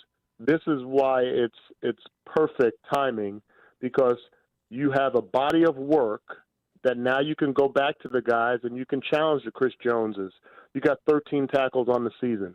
You can challenge the Xavier Worthy. Now we got to figure out, it was all well and good when it was training camp, when Rashee Rice was practicing and everything was in practice, but now we have a body of work where we're seeing both of you guys on the field and what kind of adjustments each guy has to make so this offense becomes more fluid. So that's why I like where we are now. It's just a matter of these games coming out of the bye week, and Andy Reid has been great with that extra time and after bye weeks when you're playing at Denver and then you have Indianapolis coming here. Like, that's where it makes it essential that we get those wins. We giving the Broncos any chance to lose tonight against the Raiders? You got any faith in the Raiders, even though you hate them? I know it hurts you to root for them. Yeah, I just got a text from one of my best friends about that, and I just said, let's hope. Anything can happen. Anything can happen. I guess any given Sunday turns into any given Thursday. But, you know, I've seen strange things happen. So we're just going to hope for the best. I don't know if there's many times in my life where I've cheered for the Raiders, but I guess I got to do that tonight. You could just watch with disdain, you know, just be happy if they do win. You don't have to root for them in the game, you know? I got to root for them. Like, I feel like the energy, they're going to need every bit of energy that anybody can give so they can give the Broncos another loss and bring us closer back to the top. So, yeah, I mean, my stomach might hurt afterwards. I might have to take some Maalox or something and some Tylenol, but I feel like it is my duty as a Chiefs fan to be cheering for the Raiders to beat the Donkeys. I appreciate the time. Danan Hughes, he joins us every single week, thanks to you by Blue Cross and Blue Shield, and, of course, by Yingling, the next generation of life. Appreciate the time, Danan. We'll talk to you next week. All right, fellas. Have a good one. You too. Look, I mean, there's part of it that's just, please? And, like, whenever time I think, like, heartburn medicine for the purposes of, like, a good visual, I just think of, like, the old Alka-Seltzer tablets, you know? Yeah. Like, throwing down that fizzy tablet in a glass of water, that's got a really good visual, doesn't it? Do people still do that? No way, right? I'm sure there's. I've taken heartburn medicine, but it's just a pill. Yeah, like you take a Tums or like a heartburn pill or something like that. They have like chewable Tums. I never had heartburn in my life until I was like 32 years old. Yeah, same. It just started happening one day, and I thought I was having a heart attack. Does it wake you up in the middle of the night every once in a while yet? Yeah, well, now I'm better about what I eat because I know what causes it. So I just, unfortunately, just can't eat spicy food anymore. Like, that's it? You're just done? Like peppers. Can't eat peppers anymore because I'll wake up in the middle of the night with acid reflux. It's devastating. I just know if I'm going to like drink bourbon, I have to take the reflux medicine first. Yeah. Like a true old man, I have to like 10 to 60 minutes before. Yeah, I got to prepare my body for the upcoming experience of eating this pepper. It's not going to stop me from drinking the bourbon. I just have to like take proper precautions in order to do it. I'm having a hard time imagining that people still use like the Alka-Seltzer tablet still exists, but maybe they do. Drew, have you ever taken like you get heartburn? You're young. He's 30. He doesn't even know. I mean, I guess I get heartburn. I haven't taken Alka-Seltzer for like heartburn, like because they have the Alka-Seltzer tablets for like when you're sick and stuff like that. I've taken those before where they dissolve into the water and everything, but never for heartburn. I'm really bad. I don't know. Like, do you guys? This could have been a random question. I almost never take medicine for things. So, like, let's say I get a cold. I don't buy Mucinex. I buy no medicine. You just deal with it? I just wait for the illness to go away. Is that a crazy way to operate? I take the medicine. I Should I be taking the Sudafed? medicines. I don't take any of them. Ever. It makes under you really feel better any in the moment. It circumstance. doesn't necessarily like speed things Yeah. up. It just makes it more. It can alleviate the symptoms that you're having a little bit. Yeah. I mean, I'm like, I don't want to take too much medicine or whatever, or be reliant on it. But if I'm sick, like, yeah, I'm popping some Dayquil or something to help get me through the day. Almost never. I take ibuprofen or Tylenol, right? I just take like, if I got a headache, I'll take a pain pill. But like, that's about it. Like, I don't even think I have much of that stuff around my house. I don't take any decongestant. Anybody use like a neti pot or any of that stuff? I guess maybe I should figure it out. Maybe I should get on the game. Maybe I could be healing faster. That's all.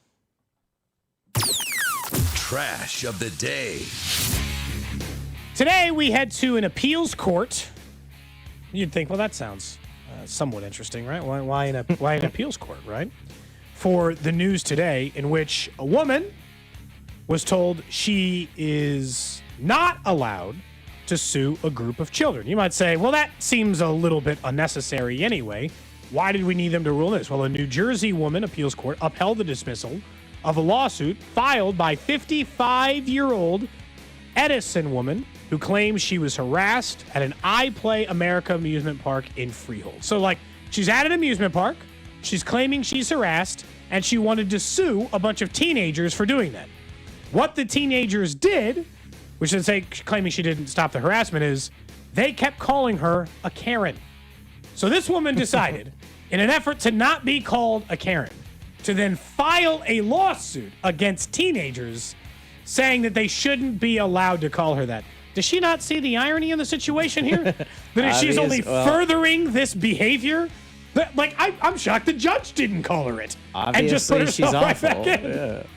Yeah. Obviously, she's miserable and is apparently a Karen. And so that if I were that judge, I'd just be like, no, I'm actually going to legally change your name to Karen now because this was such a dramatic waste of my time. To be clear, they started calling her that because she was there with her 2 children, and they did not meet the minimum height requirement to go in the go-kart. It was the employees that were calling her a Karen as she continued to fight for her children to be allowed to break the rules at the amusement park, and then later sued them, claiming that the amusement park workers did nothing to stop the harassment of the other employees. The court ruled being called names by other customers, while unpleasant, and employees is not enough grounds for a lawsuit against the amusement park. The court noted the amusement parks are not required to protect customers from obvious risks that come with using the premises and being in public. Well, at least one court is working properly right now. So I just, legitimately, the idea of not seeing it. You're sitting in this place, you're trying to get them to break the rules. They're saying, person behind you in line is like, hey, man, stop being a Karen.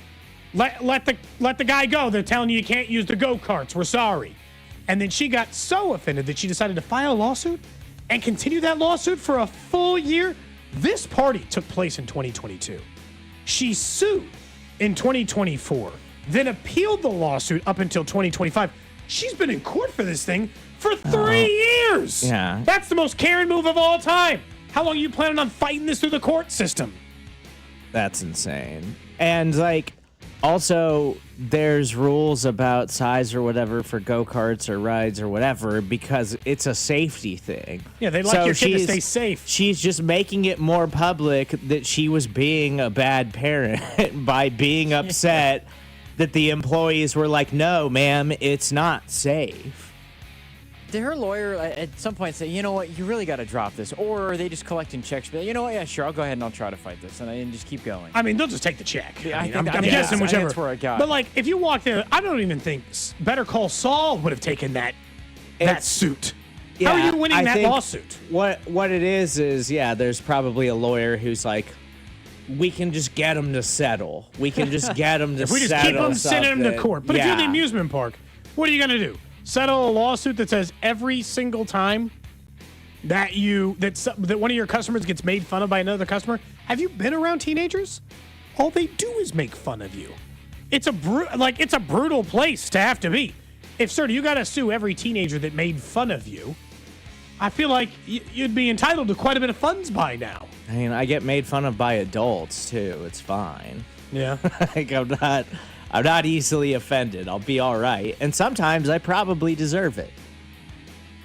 I mean, there's times. I mean, you did openly tell people that if you're over 30, they can't drink Mountain Dew or eat the Baja Blast pie today. You can. You're just judging. I mean, if I see you crush 4 Mountain Dews, I'm gonna be a little judgy. How often do you speak up on something do you find to be a problem in public? So let's say this lady's in line in front of you, and she is trying to harass or bother or bug these teenagers into letting her kids use something that they're not the proper height for.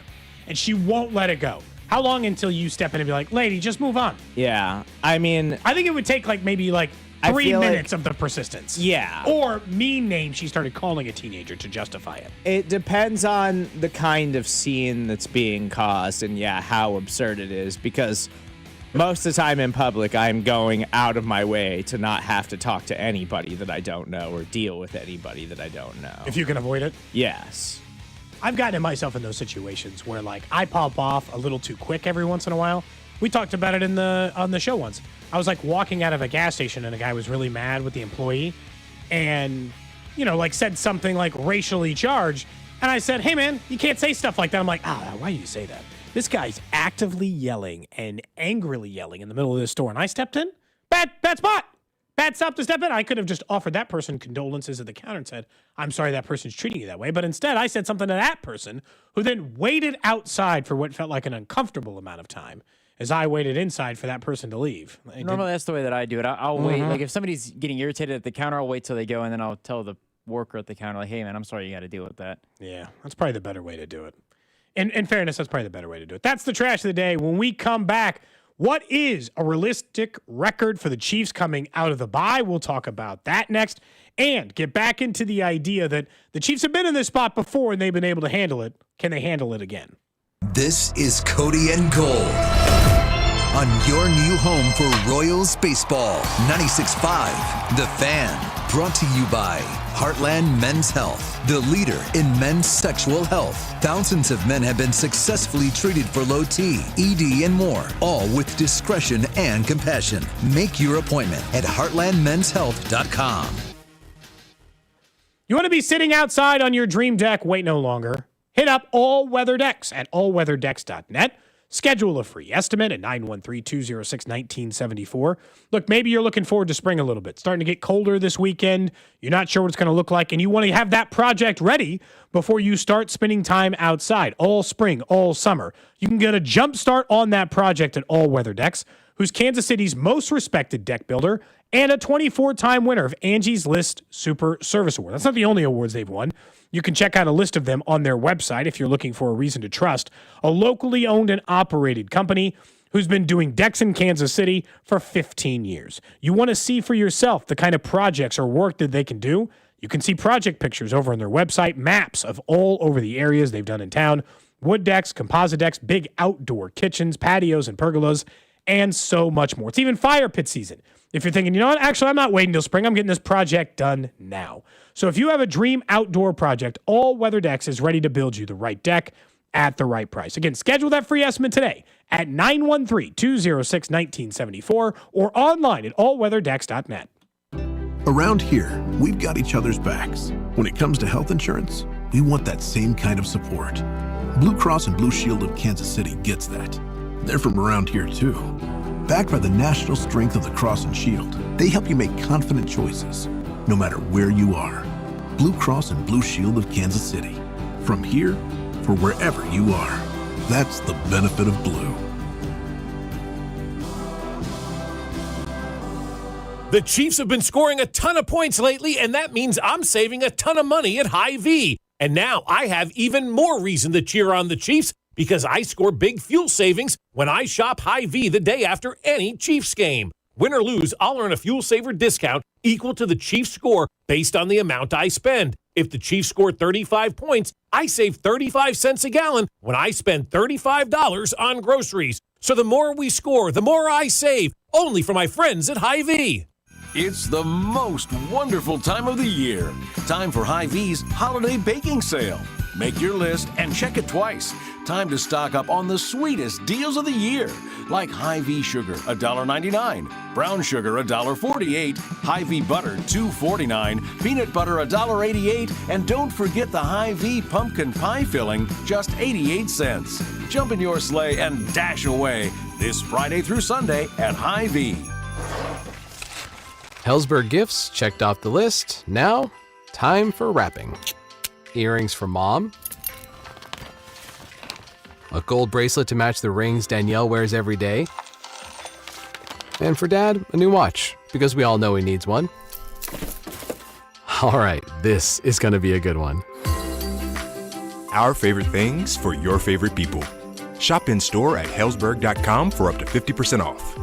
This is the story of the one. As a maintenance supervisor at a manufacturing facility, he knows keeping the line up and running is a top priority. That's why he chooses Grainger. Because when a drive belt gets damaged, Grainger makes it easy to find the exact specs for the replacement product he needs. And next day delivery helps ensure he'll have everything in place and running like clockwork. Call 1-800-GRAINGER, click Grainger.com, or just stop by. Grainger, for the ones who get it done. FanDuel is putting you in control right from NBA tip-off because every day to start the season, you get to choose your reward. Take your shot with the Profit Boost token. You can play it cool with the no-sweat bet, or you can get a little backup with the Bet Back token. So what I like to do is I like to pick 3 players that I think are going to score at least 20 points. It gives you something to cheer for. It gives you something to root for. So you can put a little bit of extra sauce on it with the Profit Boot token, or you can just play it easy. You can play it relaxed with that no sweat bet. Whatever your pick is, whatever your strategy is, get into the game and play it your way. Head to FanDuel.com/KFNZ to make it your choice. FanDuel is an official sportsbook of the NBA and also 96.5 The Fan. 21 and present in Kansas. Opt-in required. Rewards are non-withdrawable. Restrictions apply, including bonus and token expirations, league requirements, and max wager amount. See terms at sportsbook.fanduel.com. FanDuel is offering online sports wagering in Kansas under agreement. Kansas Art Casino, LLC. Gambling problem? Get out with your best bet. Call 1-800-522-4700. Visit kansasgamblinghelp.com. Hey, it's Brian Balding here. Pros don't just show up. They prove how it's done. Makita tools at the Home Depot are built with precision. Without shortcuts, Makita delivers results that reward hard work. Year after year, designed for the toughest jobs. It's a choice for pros who invest in performance, not just tools. When the job calls for the best, call on Makita. Built to be the best, available at the Home Depot. How pros get more done. This is the story of the one. As a custodial supervisor at a high school, he knows that during cold and flu season, germs spread fast. It's why he partners with Grainger to stay fully stocked on the products and supplies he needs, from tissues to disinfectants to floor scrubbers. All so that he can help students, staff, and teachers stay healthy and focused. Call 1-800-GRAINGER, click Grainger.com, or just stop by. Grainger, for the ones who get it done. Too many tools, too much stress, and way too many bills. Odoo replaces it all. One connected platform for every part of your business, so you can work faster, smarter, and for less. Odoo, the only software you'll ever need. Try it free today at odoo.com. That's ODOO.com.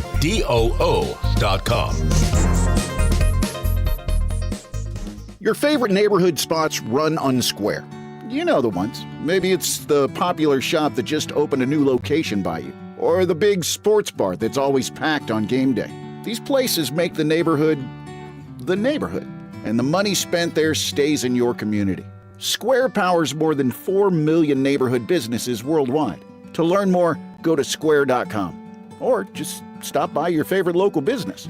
See you in the neighborhood. Square. Hey, I'm Mike Slater. My dad passed away at the age of 63. It's out of nowhere. Had a stroke. Super hard, obviously, for the whole family, but my dad had life insurance. This is why I have life insurance for my family, for my wife and 4 kids. And the best place to get life insurance is ethos.com, because you can do it in 10 minutes. And there's no medical exam and no blood test, just a few health questions. Get life insurance in 10 minutes so your family is protected. Ethos, ETHOS, ethos.com/play. You're listening to 96.5 The Fan from the DM Injury Law Studios. Mike's got this. Welcome in to the Chiefs Red Half Hour. Every day at 11:30 with Cody and Gold on your new home for Chiefs football. 96.5 The Fan. Chiefs Red Half Hour brought to you by All Weather Decks, Kansas City's most respected deck builder. Check them out at allweatherdecks.net. Coming up in 10 minutes, we'll talk about how the Chiefs have been in this scenario before and whether or not they can get back to it. Over on the text line, you're being threatened with a lawsuit, Serda. Said, you talking about Matt and Dew is hurting my soul. You'll be hearing from my lawyer. Said they're going to file a lawsuit against you. I'm just not a Mountain Dew guy. I will say, this show has not been sued, but it has been threatened with lawyers. So I can say that. I can say that for certainty. We've said,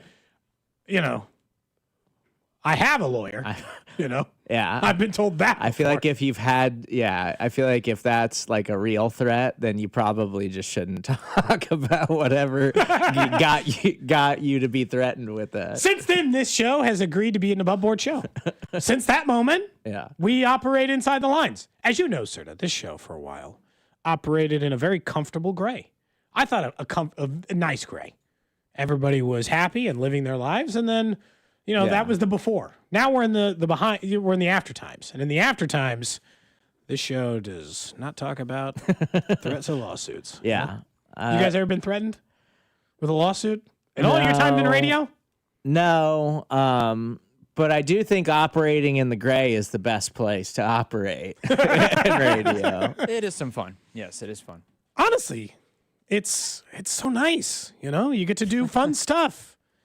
Like, I think back to some of the stuff I did now, and I'm like, I don't think some of the stuff they'd let fly anymore. Sort of one time, this show was the #1 rated midday show, and they gave me money for it. And then I took that money, and I spent $1,000 on a tab at Kelly's. I don't know if they want me doing that kind of stuff. Yeah, I remember you doing that. I don't think I could go. Why couldn't you? Why didn't you come? I think I was just busy. I had something going on. It's hard for me to get to Kelly's these days. It's got a lot going on in life. Just other things? You can't just get to Kelly's on a random... It was a Friday night. It's relationship, obligations, podcasts, like just a lot going on. Scale of 1 to 10, 10 being you bought the ring and you're getting ready to be engaged. What's the Serda's almost married department? 1 being... I don't have an answer for that. That's a heck of a question. I know she's listening, Cody. So thanks for putting me on the spot right now. Yeah. I don't even know how long they've been together. I just thought I'd ask the question. It's been a while. You've been together for a while. I'll leave it at that. But I don't know what a while entails. If you told me 3 years, I'd believe you. If you told me 1, I'd also believe you. And I don't remember the exact number. So it's been about a year and a half. Okay. So it's somewhere in between there. Okay. You don't have to answer the question right now. Maybe a little bit more. In case she is listening, we will leave that up in the air. Of course, Drew's like, what the hell? You asking questions like that? I've known Serda a long time. I would ask him that in real life, so I'm allowed to ask him on the air. Oh, yeah. He's allowed to say no or not answer it. But in real life, there's not other people listening to our conversation. That's a good point. Let's get back to the Chiefs. Here it is, the Chiefs right half hour after all. And let's talk about what the Chiefs have to do in the bye. I get asked this question a lot, and I bet you do too, Serda, which is the simple thing. Look at the Chiefs' schedule. Tell me what the final prediction is for their season. Tell me where you think they land. Do they win the division? Do they not win the division? What is a realistic record for the Chiefs to have post-bye? First off, I don't care if they're not the same Chiefs. I am instantly penciling in wins at Tennessee and at Vegas. I'm sorry, those are wins. So realistic, I don't think that there's any need to kick those around. Those are dubs. I also think at Houston is an instant win. So I'm at 3 before we get started. Now we start getting into the murky. Are they going to Dallas and winning? Are they going to Denver and winning next Sunday? Yeah. Are they beating Indianapolis at home? Are they beating the Chargers again, who really put it on them? And they beating the Denver at home. I think right now a realistic way to look at it is they'll split the at-home divisional games. Just based on the way they're playing right now, they will win Tennessee and Vegas. They'll win Houston and Dallas. And then I think if you're being realistic, it's a split between Indy and Denver right now. So my guess is that if you made me predict their record now, even though they haven't played well, is they finish 11-6. I think that a realistic stretch is 2 losses the rest of the way. They finish 11-6, and either Denver comes back to earth and they actually win this thing in a tiebreaker, or they lose the division because the Broncos get to 12-5. That's it. Yeah, I think that 12-5 is probably the spot. Because I think that they're obviously going to lose at least one more game this season. The Broncos, I think, are a little fraudulent. Yes, they have a really talented defense, and Nick their offense has been good enough, probably. But if you really watch the Broncos, they're doing tons of stuff to cover up Bo Nix right now.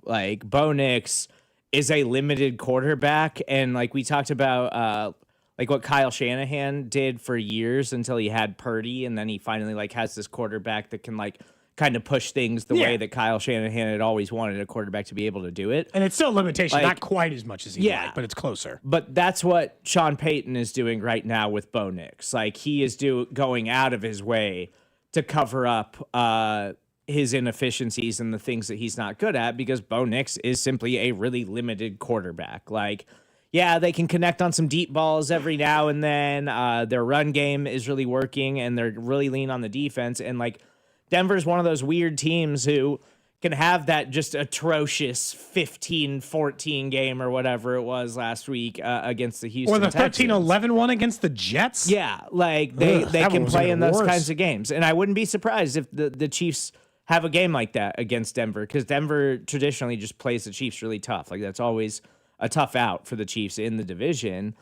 And then I think the Chiefs can beat the Colts. I know James Cook had a good game against them, but James Cook seems to always torch the Chiefs. Seems like James Cook's, even though the rest of the running backs don't. Maybe it's just a problem, bad fit. But their run defense has been good this season, outside of that performance against James Cook. And he didn't get him for 190 either. Yeah.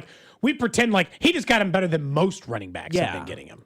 But Jonathan Taylor, and it doesn't not scare me coming up in a couple of weeks. J.K. Dobbins and R.J. Harvey's a good rushing attack, but those are the kind of backs they've been good against. And Jonathan Taylor, even in a blowout loss in the Super Bowl last year, the Chiefs shut down Saquon Barkley, but they just got smoked everywhere else. And I think the Chiefs, Spags has traditionally done a really good job of slowing those guys down and making it a problem. And then you force the Colts into doing what they did last week against the Steelers.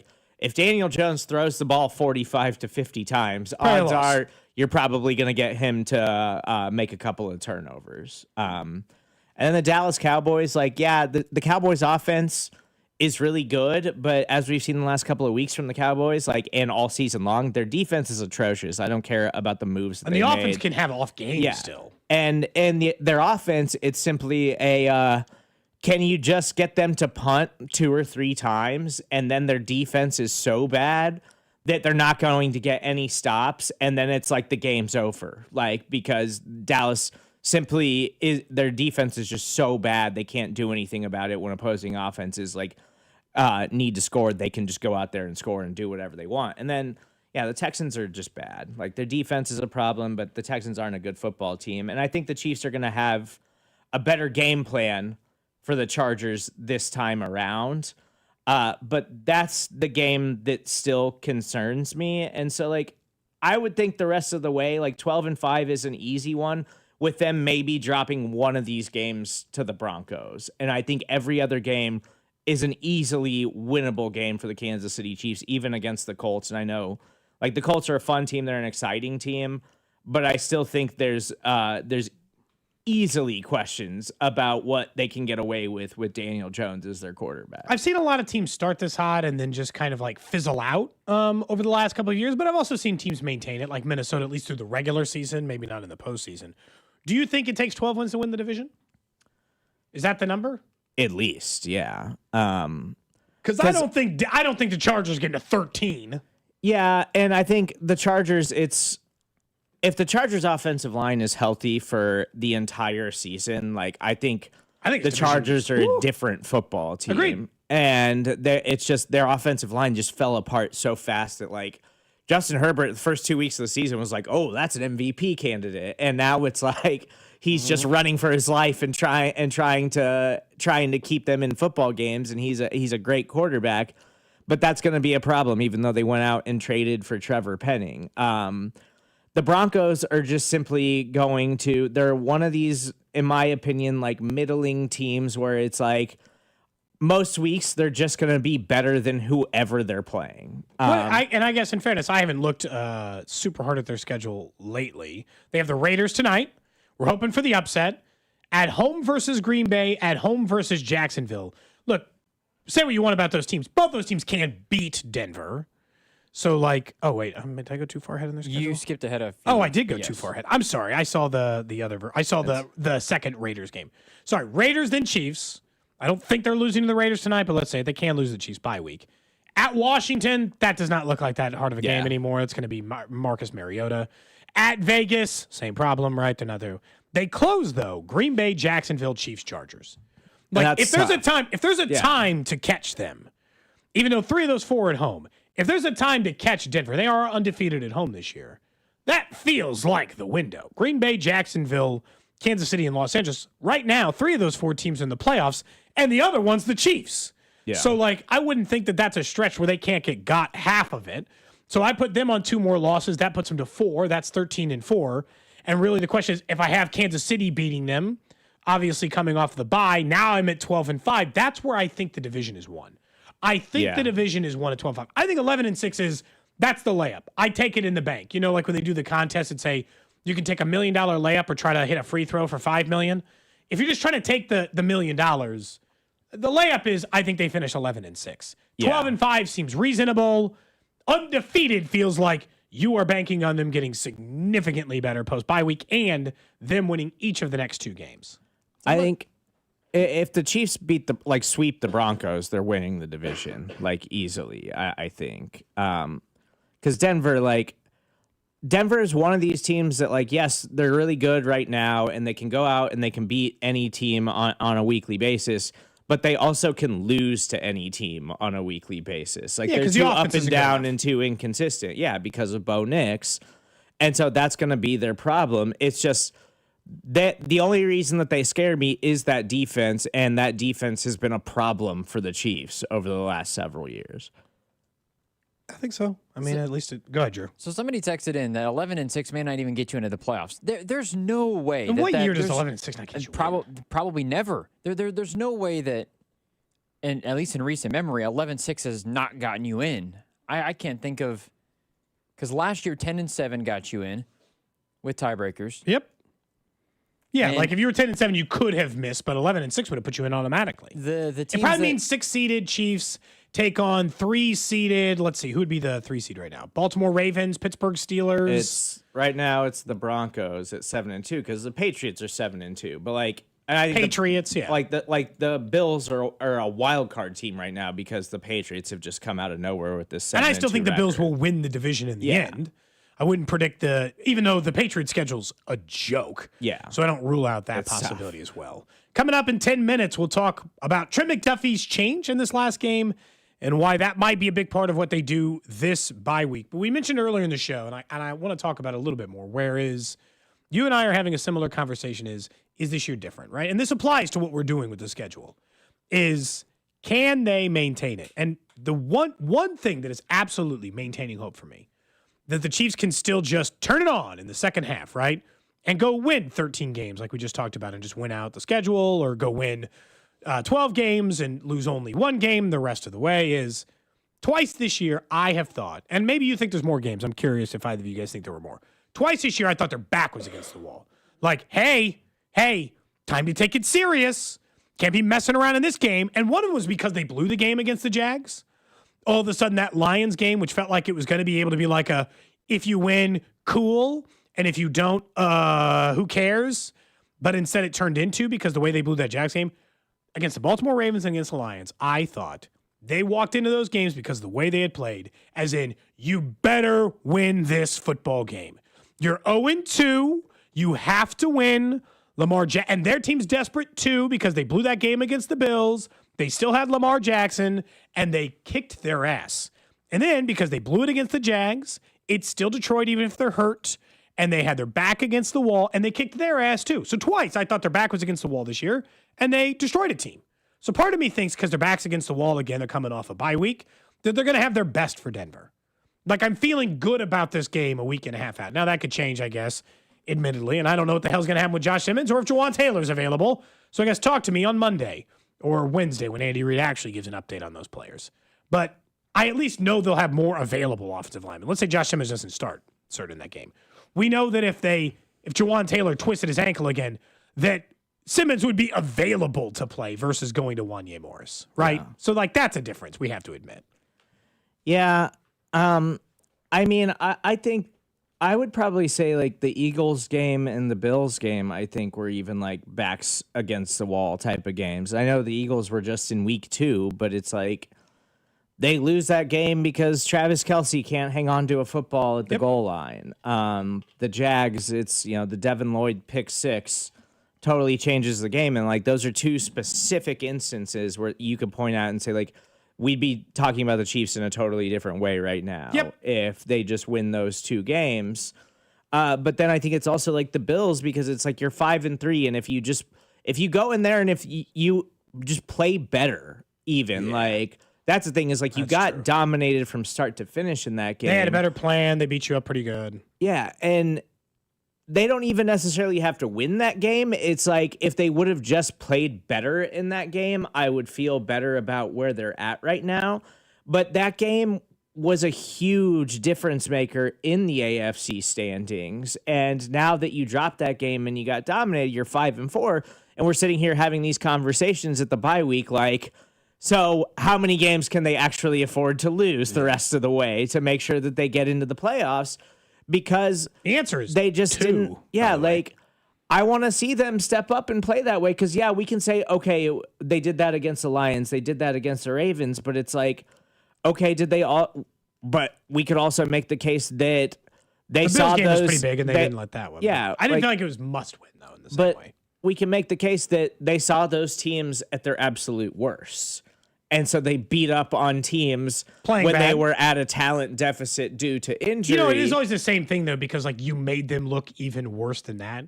And look, right after that, Lamar Jackson got hurt, so we get no indication of what the Ravens would have been post that game because Lamar got hurt and they fell apart. They are obviously playing better. So but I watch them play now and I'm like, well, they weren't just like a joke of a team when they faced Kansas City, same as the Lions. They are still competing in what is, I don't know, do we all agree that's the most difficult division in football? Or does somebody want the NFC West? I mean, hands down, the NFC North is insane. Because the NFC West at least has one joke of a team that is starting Jacoby Brissett the rest of the way. And so But the NFC North, their worst team is 4-4 and just beat the Lions in the previous week. So I'm not saying they're not a flawed team. I'm just saying their backs has been against the wall, and they did what let's just say you were catching a team at a bad time. Yeah. That doesn't mean you still get to beat them up. Like we talk about this with the Raiders game and these others. It is one thing to get a win against a team. It is another thing for a team playing poorly for you to hold their head underwater, to beat them up, to cost them all of this. I will say the text line did not like my line of question with you. One said, Cody just ruined his relationship. Abhorrent move from Cody. Awful question. You say you're his friend and you treat him like this. Text line did not like my line of questioning at the beginning of the Chiefs right half hour. It was really just like it was abrupt. Really just uppercutted me for no reason in the middle of the segment, honestly. I didn't warn you that line of questioning was coming. Yeah. You had no precursor to know that might happen. You just mentioned that you were, I just thought relationships and it's not to say that those aren't things that are thought about at times, but that's not something I'm willing to talk about on the radio. Would you like to ask me one deeply personal question to make it even? I mean, I'll think about it. Maybe I'll hit you with it at some point. I'll have to think of that's what I would like. That's a lot of pressure for the next 2 hours. Yeah. Yeah, I mean, it's gonna be when I make you the most comfortable you possibly could be. I'm gonna think of something really deep and personal. Right when I'm loose and settled and the show feels nice. Not now when I could see it coming and maybe prepare mentally. And it might be 6 months from now. Might be the next time you're in on the show with me. And you're just like, I thought of that deeply personal question and now I'm ready to ask it. By the way, it's carte blanche. You're allowed to call in anytime you want to ask that one question. Okay. I'm not promising I'll answer it. But you have one free, deeply personal question you're allowed to ask me on the air. Okay. And I have to at least respond in some way, even if it's... Is the hotline number still the same? Yeah. Hasn't. Okay. Oh, no, actually, it's changed. I'll have to send it to you. Okay. It has changed since the time you worked here. When we switched over to 96.5 The Fan, we changed the text line to 913-586-7965. They also changed our hotline number. But you can also hit us up, right? YouTube, Twitter, Twitch, Facebook. Live stream the show. You can just be in any of the chats like everyone else, at least on that end. But no, going back to the Chiefs a little bit, there is part, and I get your fear over it. This, like, Mahomes can't keep playing this way. They can't keep getting away with this part of it. I just can't get past, and I think you feel the same. I think they're a better team than last year. They are more talented and healthier. Like, it doesn't, like, that part of it is like, I can't. Like, I really do have a hard time. Because if you had told me what the team was, you gave me some of the stats. Like if you gave me not the final scores of the game, Serda, but you told me current stat lines, games missed. You even told me about Rashee Rice's suspension. You told me Chris Jones's numbers, right, which are deflated a little bit. But you gave me Travis Kelce's numbers. You gave me Rice's numbers since he came back from suspension. You told me where they ranked points per game on offense, points per game on defense. You gave me some of the baseline. I would have told you maybe 2 losses. I'd have looked at the record and I'd said, you know what? No games without Rashee Rice. They probably blew one of those. Football is football, so I would have probably said, all right, give me on paper. I know last year's team and how they finished. Give me 7-2. That's probably what I would have said, having not known the games they actually played. And there's no doubt in my mind that this defense is more than good enough to get where they want to go because the offense is so much better this season. And it's not the defense that won you a Super Bowl and that was the greatest Chiefs defense that we had ever seen. Like, they're far from that. But this defense is easily good enough to get you where you want to go. Yeah, now, Patrick Mahomes and all that stuff? Absolutely. They don't have as much depth as I would probably like, but the offense does. And the offense is talented enough to get you where you want to go. It's just about consistency and them figuring it out and putting it all together, which now they put themselves in a situation. And so you talk about like backs against the wall. They are that way the rest of the regular season now. Yep. And so if they misstep and they have another game like the Buffalo Bills, like it's going to be dramatically more costly than it has been at any point so far here in the regular season. So we better start seeing some urgency. We better start seeing them take some things seriously, because if they play against anybody the way that they played against the Buffalo Bills, there's a chance they aren't going to be a playoff team for the first time in Patrick Mahomes' career. That'd be weird. See, that just doesn't pass the test. Yeah, That's what am I the going to problem. do in January? I don't know. I guess take a trip. I don't know what to tell you. It'd be weird for all of us. We come back here on Cody and Gold. We've noticed something in the snap count for Trent McDuffie that might speak to their future plan. Plus, we'll get to all 32 in the NFL. This is Cody and Gold on your new home for K-State Athletics. 96.5, The Fan. Brought to you by Heartland Men's Health, the leader in men's sexual health. Thousands of men have been successfully treated for low T, ED, and more, all with discretion and compassion. Make your appointment at heartlandmenshealth.com.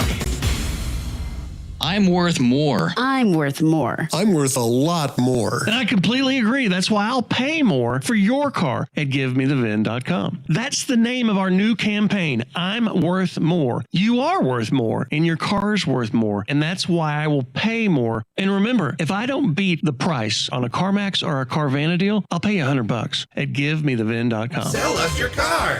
GiveMeTheVin.com. So easy you can do it in your underwear. Hey, Zach, are you smiling at my gorgeous canyon view? No, Donald. I'm smiling because I've got something I want to tell the whole world. Well, do it. Shout it out. T-Mobile's got home internet. Whoa, I love that echo. T-Mobile's got home internet. How much is it? Look at that, Zach. We got the neighbor's attention. Just $35 a month. And you love a great deal, Denise. Plus, they've got a 5-year price guarantee. That's 5 whole trips around the sun. I'm switching. Me too.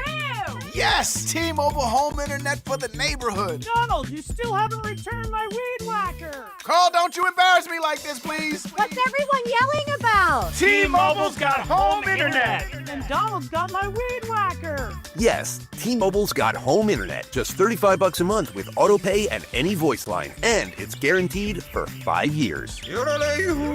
Beautiful yodeling, Carl. Taxes and fees apply. See T-Mobile.com/ISP for details and exclusions. Does this sound like you? Every step of reach is a reminder of what hurts, a reminder of what you can't do. But I've got good news for you. Relief is closer than you think, and it doesn't have to come from a scalpel. What if it could come from you? At QC Kinetics, we tap into your body's own regenerative power using natural healing factors that help restore and repair damaged tissue, reduce inflammation, and relieve the pain at its source. No surgery, no pain pills, no long recovery. Just your body remembering how to feel alive again. And this Veterans Day, QC Kinetics is giving back to our heroes. Veterans will get $500 off their treatment, and for every non-veteran who starts care, QC Kinetics will donate $500 to the Wounded Warrior Project. So now's the perfect time to book your free consultation with Saturday appointments to fit your schedule. Call QC Kinetics today, 816-412-6299. That's 816-412-6299. Off 435 in State Line and in Gladstone, QC Kinetics. Hey, Chiefs fans, Crown Royal is the official whiskey of the Kansas City Chiefs. And this season, it's not game day without the generous spirit of Crown Royal. Whether you're at the tailgate, in the stands, or watching from home, Crown Royal is the reason and the reward for coming together. Grab a glass with the Crown Royal rig at a stadium near you, because we'll be sharing the generous spirit with fans across the country. Crown Royal, fueling game day with a generous spirit. Visit www.crownroyal.com/royal rig for more on the Crown Royal Rig Tour. Please drink responsibly. Man, if your stream isn't as strong as it used to be, or you're taking more breaks to the bathroom than the last 2 minutes of a televised football game, There's another timeout. We'll be back after this. it's time to get checked. An enlarged prostate, or BPH, could be the cause. And Kansas City Urology Care is here to help. Fast answers, trusted care. Don't wait. Come see Kansas City's largest, most experienced, and most advanced urology team. Visit kcuc.com today. At KCUC, you see the best in KC. Do you owe $10,000 or more in credit card debt or personal loans? With credit card debt at all-time highs, Debt Relief Advocates is urgently notifying consumers of debt relief now being made available, designed to aid consumers with out-of-control credit card debt. Those who qualify and enroll for this relief program will only have to pay back a fraction of what they owe. This is not bankruptcy or a debt consolidation loan. This is a relief program that credit card companies would rather you not know about, as it ends your debt nightmare and saves you lots of money. Consumers owing at least $10,000 in credit card debt or personal loans can now take advantage of this debt relief as the cost of living skyrockets. Debt Relief Advocates has established a relief hotline for you to call to learn what debt reduction you may qualify for, so don't wait. For this free information, call the Relief Hotline at 800-505-9257. 800-505-9257. 800-505-9257. Your favorite neighborhood spots run unsquare. You know the ones. Maybe it's the popular shop that just opened a new location by you, or the big sports bar that's always packed on game day. These places make the neighborhood, and the money spent there stays in your community. Square powers more than 4 million neighborhood businesses worldwide. To learn more, go to square.com, or just stop by your favorite local business. See you in the neighborhood.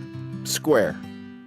Hey, I'm Mike Slater. My dad passed away at the age of 63. It's out of nowhere. Had a stroke. Super hard, obviously, for the whole family, but my dad had life insurance. This is why I have life insurance for my family, for my wife and 4 kids. And the best place to get life insurance is ethos.com, because you can do it in 10 minutes. And there's no medical exam and no blood test, just a few health questions. Get life insurance in 10 minutes so your family is protected. Ethos, ETHOS, ethos.com/play. This is your home for Kansas City sports. 96.5 The Fan, KFNC FM and AM, HD1 and HD2 Kansas City, in Odyssey Sports Station. What's trending? God dang! Brought to you by Telly Tire and Auto Centers. Winning starts with a great drive. Since 1942, Telly's certified techs have delivered complete car care with top brand tires and expert auto service. Keep your drive going. Take it to Telly. Visit tellytire.com today. Number 1 on What's Trending Thursday night football tonight. Broncos taking on the Raiders. We're all desperately hoping for the upset on that end. Don't know if we'll actually get it, but at least there is some NFL football tonight, and it's a divisional game that certainly does matter for that. One thing I will say in the matchup, the Broncos have not fared great against tight ends, and Brock Bowers is awesome. So maybe that'll give us some hope. Obviously, that game over on Amazon Prime, but at least a little Thursday night football tonight. We'll see what happens. I'm starting 3 tight ends in one fantasy league. What tight ends do you Bowers, Laporta, and Gadsden. And so PPR? Yes. So you're starting 3 full tight ends. It's for the love of the position. Just stacked at tight end. I'm going all 3 dudes. After Jacoby Myers got traded, I mean, I got to think Brock Bowers' target share just went up another 5 or 10%. And he didn't even need to go up more than what it already was. If I was any team in the NFL, I'd just be like, we're just going to put 3-4 guys on Brock Bowers and make sure he doesn't beat us. Yeah, I would too.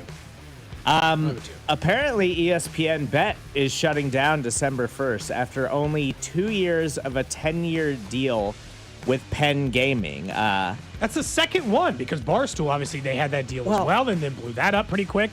Switched over to ESPN Bet, and that didn't work either. Well, it's almost as if a television network that is supposed to have some type of journalistic integrity shouldn't have its own gambling app. Well, it felt particularly sticky in the last week when they were talking about Chauncey Billups and Terry Rozier, and they actively are a part of it. It feels like that has something to do with it, but they're also reporting they were losing $1 billion in the last year. So maybe just it wasn't a good financial deal, you know? I do feel like, so when ESPN Bet first came out, they were giving away like $250 as $5 $50 bets or whatever when you signed up. Sure. And so I did have one like massive parlay that like the free 50 turned into like $1,500. There you go. But I took a majority of the money out, and then for a while I was using ESPN Bet a little bit because I felt like their odds were better than other places. But it's an awful app too, just hands down the worst sports betting app around. Like it's not even close. Well, it won't exist anymore after December 1st, so you don't have to worry about it. Next up on What's Trending, Silver Slugger Awards announced tonight. Royals have 4 candidates: Bobby Wood Jr., Michael Garcia, Vinny Pasquantino, and Salvador Perez. We'll have a chance to win that honor. Salvi will not be winning it. That'll be Cal Raleigh. That one's a lock, at least in the position, though they don't just name one finalist. We'll see whether the other guys get the job done. I was really happy for Michael Garcia. Incredibly likable player. When he won the Gold Glove, you're like, you know what? What a nice way to cap off the season and feel good about it. I liked it. You said you watched the World Series? You're borderline a baseball fan now. I went to a couple Royals games this year. Nice. I went to the one where Flo Rida performed after the game. It was actually really fun.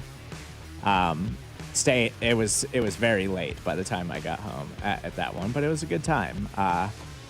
Casey Currents Labonte yeah. Signed a contract extension to stay with the club through 2026. I'm going to be honest, I'm not up on KC current stuff. Like, since I left radio, I'm not as good about following other things the way that I used to when I was here, and I pretty much just follow football now. I will say, and that's fair, the KC Current are currently the most dominant team in NWSL history.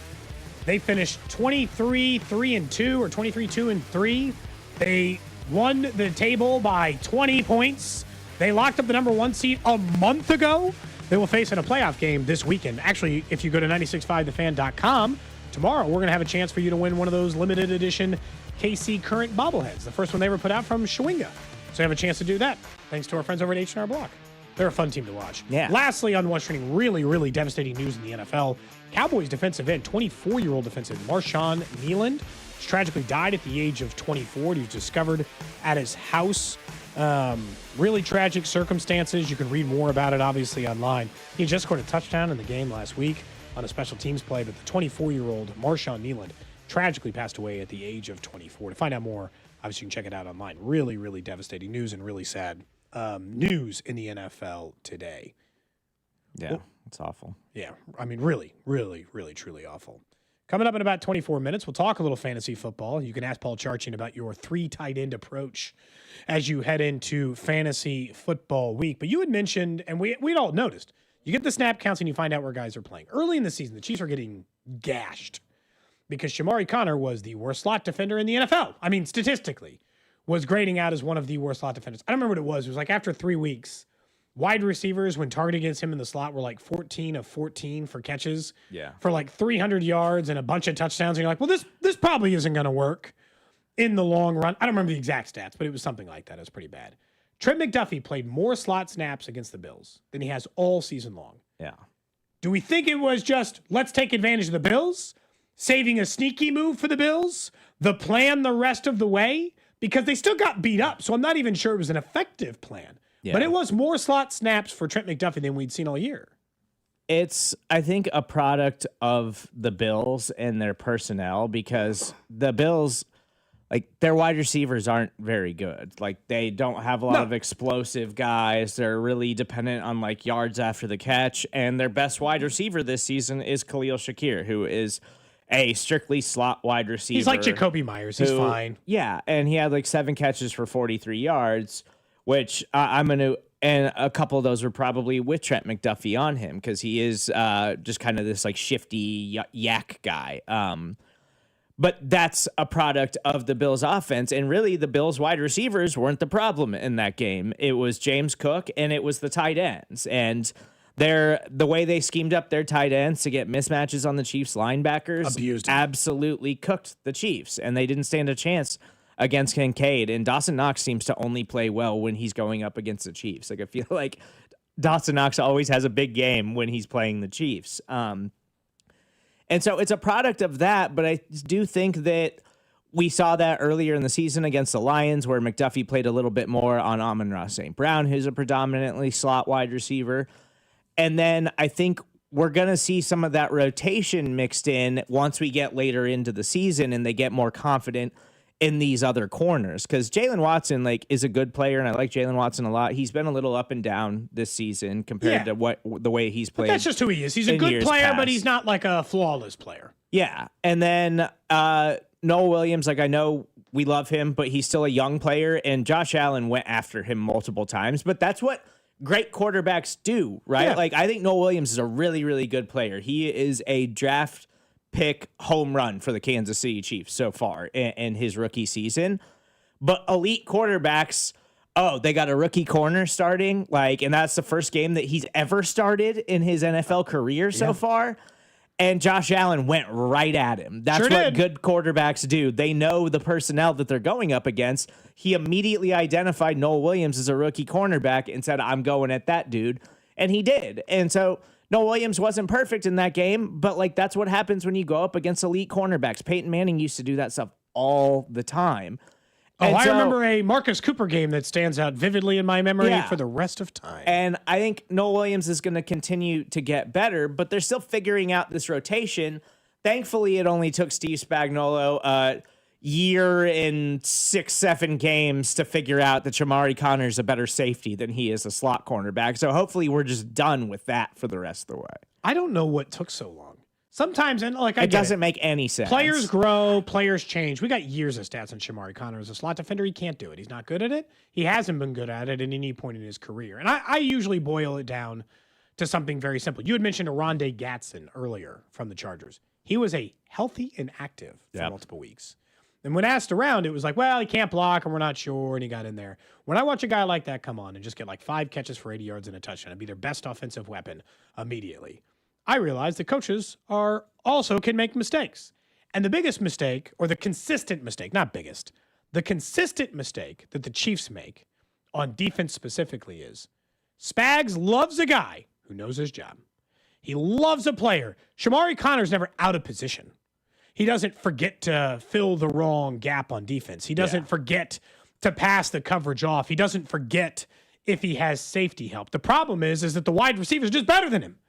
And because he doesn't make mistakes mentally, Spags prefers that kind of player to the players who are just great athletes. Look, I think McDuffie is their best slot defender. I think it's where he can make the biggest impact for it because the NFL has shifted to they love putting great wide receivers in the slot because they know there's advantages to be had. But yeah, either Noah Williams is going to have to get a lot better or Jalen Watson's going to have to play a little bit better or they're going to have to get pressure. Because a lot of their problems in the secondary, I got to be honest, when Jalen Watson's look bad, even Connor to a point, some of that I'm still putting on the defensive line and the lack of consistent pressure they get. George Karlaftis has been the only player on defense who's gotten consistent pressure this year. Like game in and game out. Not even Chris Jones, I would say that about, which is a rarity. Karlaftis is the only player who's gotten consistent pressure game in and game out. And so, like, if you're not going to do that, well, then the secondary job's going to be hard anyway. Yeah. I think there's multiple games this season where you can make the argument the secondary was dramatically better than the Chiefs' pass rush. And then we haven't even seen Christian Fulton. Like, he might still be a player. And he's in the doghouse. I don't know what for. So he's been a healthy and active. And I brought this up, like, the first time it happened because everybody freaked out. And I get it. It's like, it's certainly sunk cost at this point. Oh, yeah. You signed him to a lucrative free agent contract, and he has given you absolutely nothing this season. But Steve Spagnuolo said it a couple of weeks ago, and it was immediately what I thought when he started popping up as these healthy inactives. Is like, the dude just hasn't played at all. Like, he missed all of training camp. He's missed a ton of the regular season. And Steve Spagnuolo asks a lot out of his corners. Like, he needs his corners to be up around the line of scrimmage. He needs those guys to blitz and like do certain looks and know where they're going to go. And they have to understand the rotations and stuff like that in the secondary because they do complicated things as a back end. And if Christian Fulton misses all of training camp, even as a veteran player, you miss that much practice time, get immediately hurt when you do get playing time in the regular season, and then miss more time. I think that's the problem here. And maybe we do see him get involved more at some point down the stretch, but like, he's a depth piece that they should be trying to utilize because Christian Fulton has proven he can be a good NFL cornerback. I think that Noah Williams was just a pleasant surprise to them. I don't believe that they thought Noah Williams was going to be this productive this early and like make the case to get on the field this soon. No, but it's also like, they don't like it that way, which is probably why they're moving it slow. But I think teams are intentionally lining up to keep players that they fear more off the field. So Jaden Hicks played 4% of the snaps, an egregiously low number. That was the Bills doing. That wasn't the Chiefs not playing Jaden Hicks. That was the Bills intentionally keeping Jaden Hicks off the field. They went big. So you have to put all your linebackers on there. Sorry, all your linebackers got to play now. And instead of just going smaller and taking the chance that maybe they would be worse in run defense, we don't know, and finding the chance to get Jaden Hicks on the field and see if he could just make a play, they stuck with their linebackers, and Tranquill struggled. He's not going to want to watch the game tape from the Bills game. He got abused for a huge chunk of that game. He's been a good player for them this year. He's been awesome this season. In that game. And so they're going to have to find a way to get these safeties in the right spot. And this goes back to the thing where we were talking about them being a better team. The defense is the only part that I'm not sure about. I don't think if they're worse than last year's defense, they are dramatically worse. But I certainly don't think that they're any better either, right? Like, I don't think that they moved up from where they were last year. It's mostly the same players doing the same thing, except for Chris Jones is a little worse. Yeah. Nobody took some big leap forward defensively, other than maybe Chanel, who does a little bit of everything for this team. But, one catch-all guy can't solve all these problems alone. It's the pass rush in this thing being so built around Chris Jones just being this unstoppable force for the Chiefs. Yeah, that was their defense for a long time. Man, I miss those days. That was great. George has been fun. Like, George has been a good player, but, like, there's a reason that George got this reasonable contract with the Kansas City Chiefs that is effectively a good deal for them because George isn't a superstar. And I don't think anybody thinks that George is a superstar. So to expect him to all of a sudden make this massive turn where he turns into this, like, Trey Hendrickson type of player wasn't really realistic for George Karlaftis, because I don't think that's what he is, but he's a super effective pass rusher. He's just not one of the 5 best pass rushers in all of football. And so they just have to find other answers there. And I do think better teams and better offenses are going to do that to them more, where they put them in those linebacker looks, because their linebackers are a problem in coverage. Drew Tranquil's a solid coverage linebacker. He's been really good this season.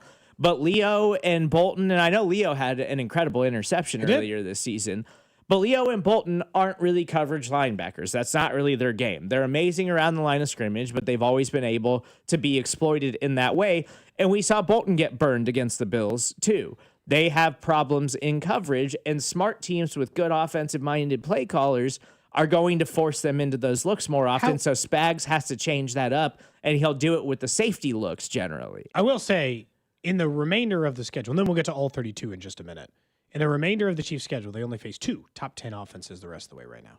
Indianapolis, 2 weeks or 3 weeks from now, 2.5 weeks from now, whatever it is. The number 1 offense in the league. I'm guessing you can guess the second one. Who's the other offense, Serda? Test your football knowledge. Who's the other top 10 offense they got on the schedule? Chargers. No. Believe it or not, the Los Angeles Chargers have slipped to 17 in points per game. It's the team whose offense you credited, whose defense stinks. The Broncos? Dallas. Oh, Dallas. Dallas is the one you're forgetting. You would have remembered them. Yeah. Indianapolis and Dallas. Right now, the rest of the offenses, the rest of the way. They got Denver on their schedule. They currently rank 14th in points per game. The Chargers, who currently rank 17th in points per game. The Houston Texans, 24th. The Vegas Raiders, 29th. The Tennessee Titans, 32nd. There aren't that many offenses ready to come take advantage, I guess, of some of their flaws. So I expect the defense just to look better by default as it sits as well. Get to a little all 32 and take a look around the league for stories we find interesting. Drew, you know what? I don't think we've ever let you go first. You want to kick things off? You want to tell us what you're burning on here for all 32? Sure. So my all 32 is going to be about J.J. McCarthy. Obviously, he got off to played 3 games. He got off to a, I guess, bad start, but he had one really great quarter that made you think, okay, this guy could be it. Then he gets hurt, and then he comes back, and he's been fine. Obviously, they just knocked off the Detroit Lions. There was a story out on ESPN, and I thought this was interesting, and it makes him a guy that's worth rooting for. He explained, so one of the things in college he did was he would write a smiley face on his hand to remind himself to have fun when he's playing, because he had a lot of mental health stuff that he was going through as he was in college. Now he's shifted into every now and then it's kind of good to just take that energy and try to go at people. And I've got an alter ego that he feeds. It feels like he's a guy that you just want to root for because he's an interesting dude. And if you're a Chiefs fan, he's not in the AFC period. He's not in the AFC West. He's just a fun guy to follow in the NFL who has an alter ego that gives some more personality than just a black and white, yes, I'm here to do football and that's it, and then go home and not have any character about that. The only issue here for him is that if his path this season continues, he's going to get Josh Rosen out of the league. He has been in the been in the NFL for a season and a half. He has managed to play 3 football games. In those games, he's averaging 148 yards per game, barely over 1 touchdown and over 1 interception. He's got a really limited window to. This is with Justin Jefferson and to the Vikings Madison and T.J. Hawkins. He has some good. I gotta say, group of weapons. In retrospect, the Vikings screwed up really bad. They should have spent their first round pick on something else, and they should have either kept Daniel Jones, who, reminder, was in town with them all of last season, or they should have kept Sam Darnold. In retrospect, you'd go back, right? You just wouldn't take J.J. McCarthy. Yeah. I don't think they would have burned a first-round pick on it and then have him sit out a year, and then you have to make this decision where you're just kind of waiting around and then kind of covering up for him, like heading into the regular season, because in training camp, all the reports were like, he has not been good. It has been a problem. They kept like asking her about Aaron Rodgers. They were stiffing around other quarterbacks. But him coming into the NFL draft, that was always his thing, though, was like, he's not the flashy guy. He's not the greatest passer in the world, but he's just a gamer, and he like gets it done when he needs to, which so far, I mean, he's done that when he's gotten some time this year. Like he beat the Lions. He can't have that comeback win like early in the season, and he's not great, but he seems to actually get it done when he really needs to make something happen for the team. A little bit at Bo least. Nix-ish is what. I don't know if he's. Yeah, I guess, but it's looked worse than that. Bo Nix has obviously looked better Bo than Nix Digi has. showed more flashes, obviously, in that. Yeah. I'm going to stick with quarterback for my all 32 and just say, while I think most of us agree he's an insufferable human being, Aaron Rodgers has been impressive playing quarterback at the level he's playing at it at his age. Those words. Look, I have mostly said, I don't know why teams are wasting their time. He's an aging quarterback. It doesn't feel like it's worth the risk. And I'm not even saying I fear the Steelers. All I'm saying is that at age 42, you're not supposed to be able to play competent quarterback. Most guys can't. He is. He is playing top 10-ish, 10 to 12-ish quarterback in the league right now. He has been far better than I expected, and he is making it work even at age 42.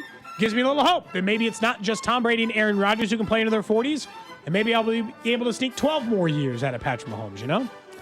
He is one of the quickest throwers of the football in the NFL, and that's helped keep up his longevity. But when you watch him drop back, he cannot move. Oh, he looks slow. He looks slow. He has no mobility anymore whatsoever. And so I think give the man a clean pocket, and he can still deliver a little. Some of this stuff's a little fraudulent, and also part of it, I think, is that I just can't stand what the Steelers have become, and I can't stand Arthur Smith as an offensive play caller. So and on top of the fact, like my gripes with Aaron Rodgers, I'm just simply never going to acknowledge the Steelers because I don't think they're for real in any way. No, I don't take them serious in any way. I'm just impressed that a 42-year-old is still getting it done. You know, maybe it's because I'm 41. I respect, the elderly. I get still competing at a high level. I'm not competing at a high level at anything I do. The fact that him and Kirk Cousins had the same injury, but one is still obviously starting, and Kirk Cousins looked like a shell of himself when he Kirk Cousins looked like how most people look when they're in their high 30s trying to play quarterback. Yeah. Aaron Rodgers just an exception to that. Yeah. That's all. What do you got, Serda?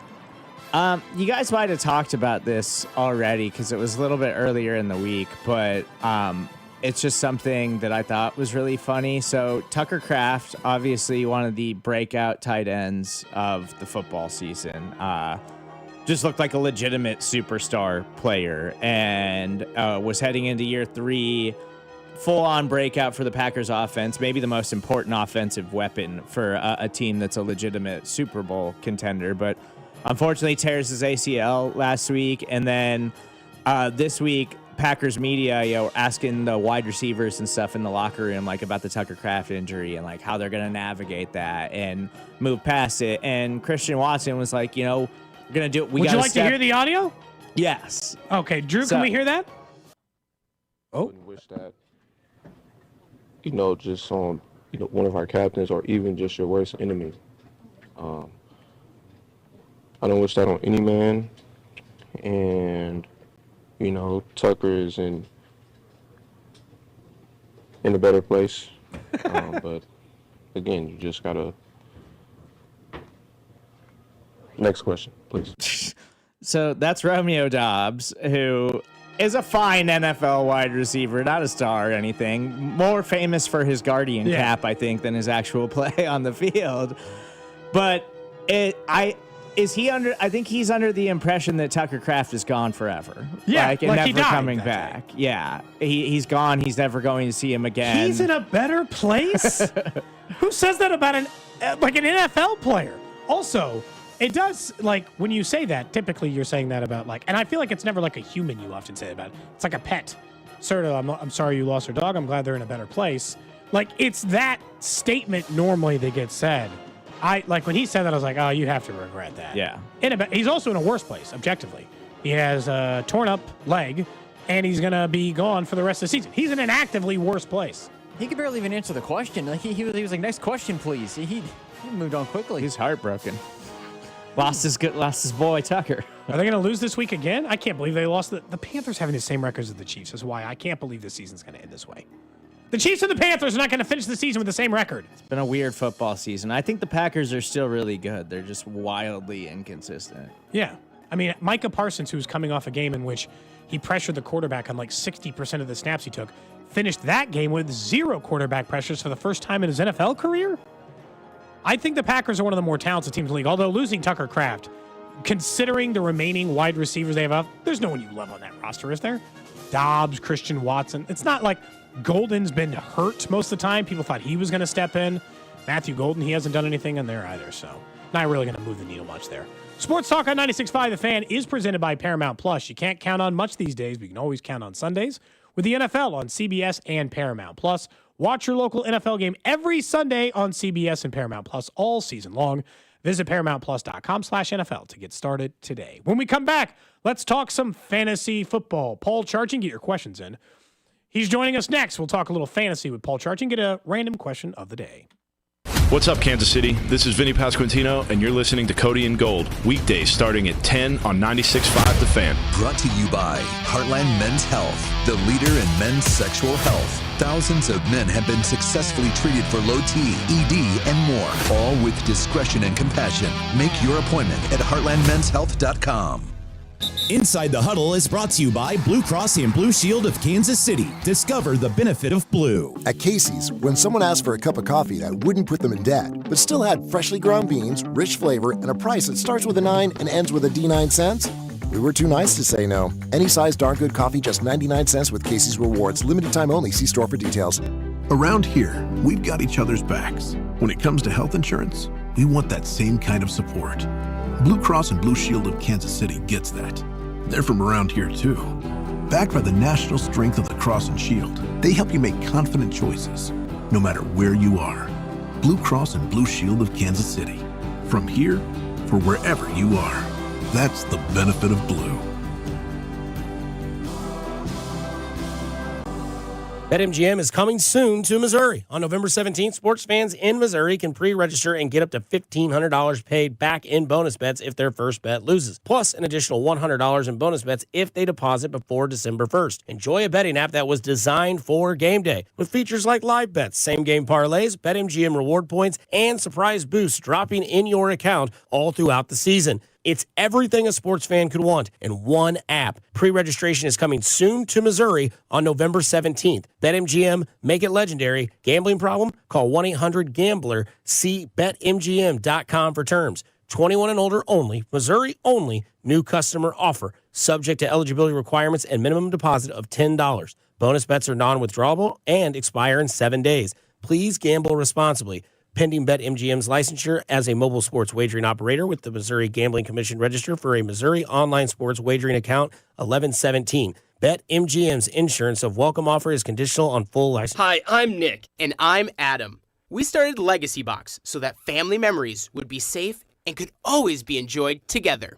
And starting now, we're offering listeners early access to our best deal of the year during our $9 tape sale. 1 million families and counting have trusted Legacy Box to convert their aging media because Legacy Box is safe, simple, and affordable. From fading over time to risks like fire and water damage, your videotapes, film reels, and photos aren't protected unless they're on a digital format.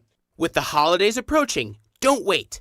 Simply fill your Legacy Box. We'll take care of the rest. It's the most meaningful thing you can do this holiday season and the perfect time during our best sale of the year. Visit legacybox.com/value to get early access to our Black Friday sale and digitize your memories for only $9 a tape. Visit legacybox.com/value. legacybox.com/value. Your favorite neighborhood spots run unsquare. You know the ones. Maybe it's the popular shop that just opened a new location by you, or the big sports bar that's always packed on game day. These places make the neighborhood, and the money spent there stays in your community. Square powers more than 4 million neighborhood businesses worldwide. To learn more, go to square.com. or just stop by your favorite local business. See you in the neighborhood. Square. So, your small business is outgrowing your garage. You could go online, find a space, and get catfished. Or you could work with an agent who's a realtor, here to guide and help protect you from the surprises you didn't see coming. Realtors are members of the National Association of Realtors, right by you. Find what you love and love what you find at Total Wine and More. There's so much waiting for you.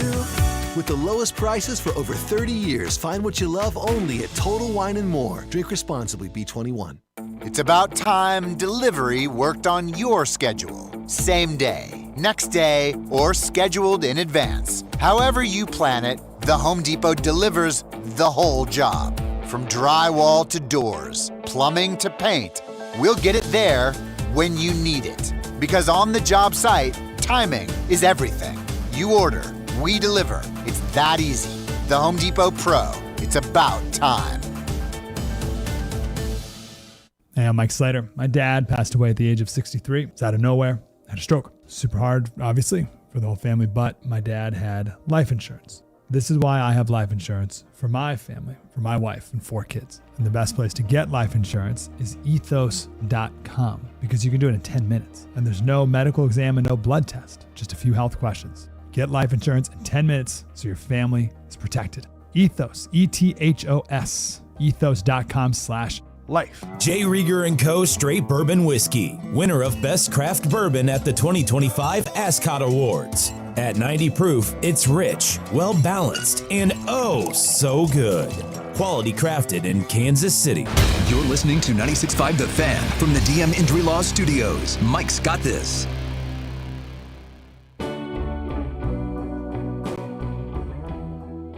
Back in here on Cody and Gold, Cody Tapp, Steven Serda with you, former producer here at 96.5 The Fan. Technically, you were never a producer on 96.5 The Fan, but I think if you were filling out a resume, that's what you'd put, right? I think I just put Odyssey on my resume, and then I established that it was sports radio, and I put the names of the shows. I think is how it's spelled out on my resume. But I guess I could put 96.5 The Fan. Maybe I should do that with the FM signal, man. It's the a good success of the FM side. You know, what a different world it is over here on Crystal Clear FM. We're still available on AM for what it's worth.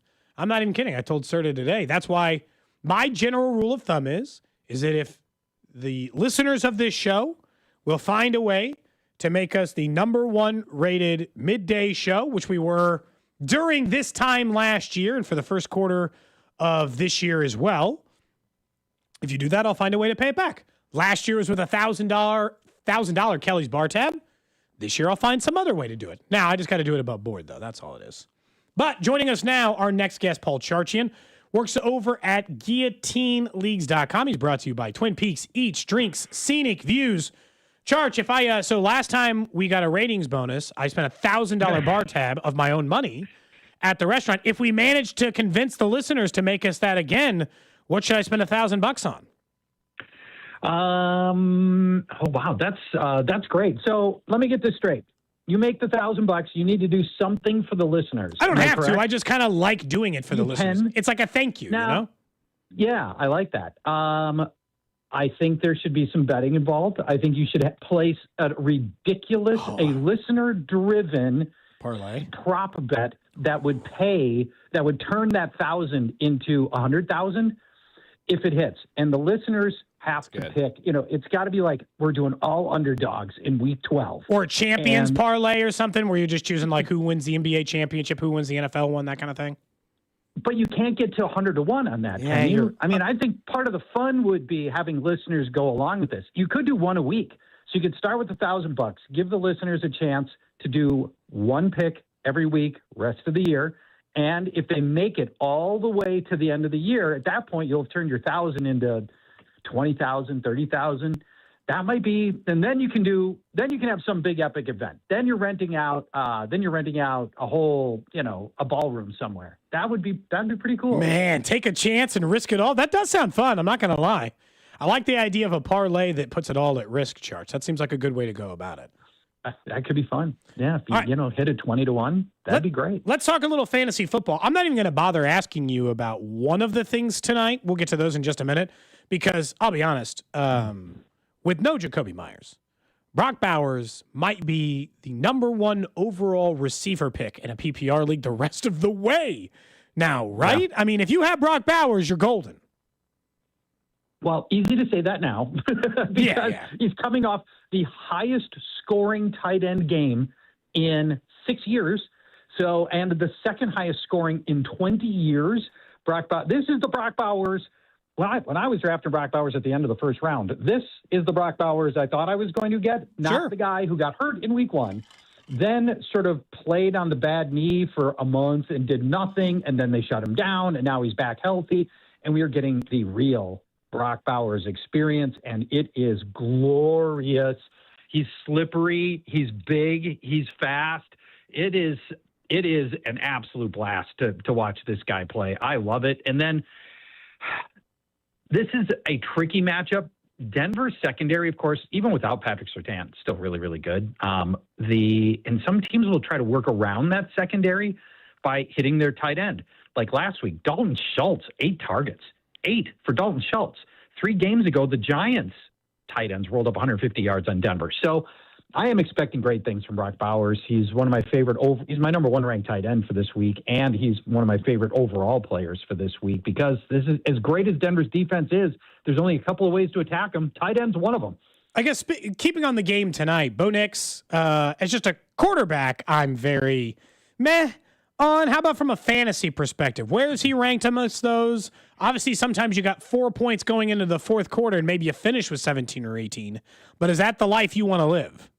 No, honestly, that's not, Cody. I mean, the short version of Bo Nix this year, he's been less consistent this year than he was last year as a rookie. He's been good against bad defenses like the Giants and the Cowboys, and then he struggles against good defenses like the knife fight last week with Houston. And granted, a lot of quarterbacks fall into that camp, but you know where we are with Bo Nix right now, and where this thing gets a little bit muddy. Unlike last year, Nix was running a lot last year, and that was unlocking all kinds of fantasy upside for him, and frankly, some really cool stuff in the whole offense. But I think they love J.K. Dobbins and R.J. Harvey, and they're just not running him. Last year, he was getting 7, 8, 9 runs per game. This year, he's averaging 2 designed runs per game. That's it, and 5 yards per designed run. That's all we're getting out of Bo Nix. So now Nix's arm has to carry us and our fantasy teams, and he's just been okay. And Raiders, an oddly competent pass defense. Only Patrick Mahomes has had more than 2 touchdowns in any game against the Raiders. We think of him as being, terrible at everything, but they've been okay as a pass defense. So I'm kind of lukewarm on Nick. He's my number 13 ranked quarterback for this week, which means in a typical league, I don't think I'd start him.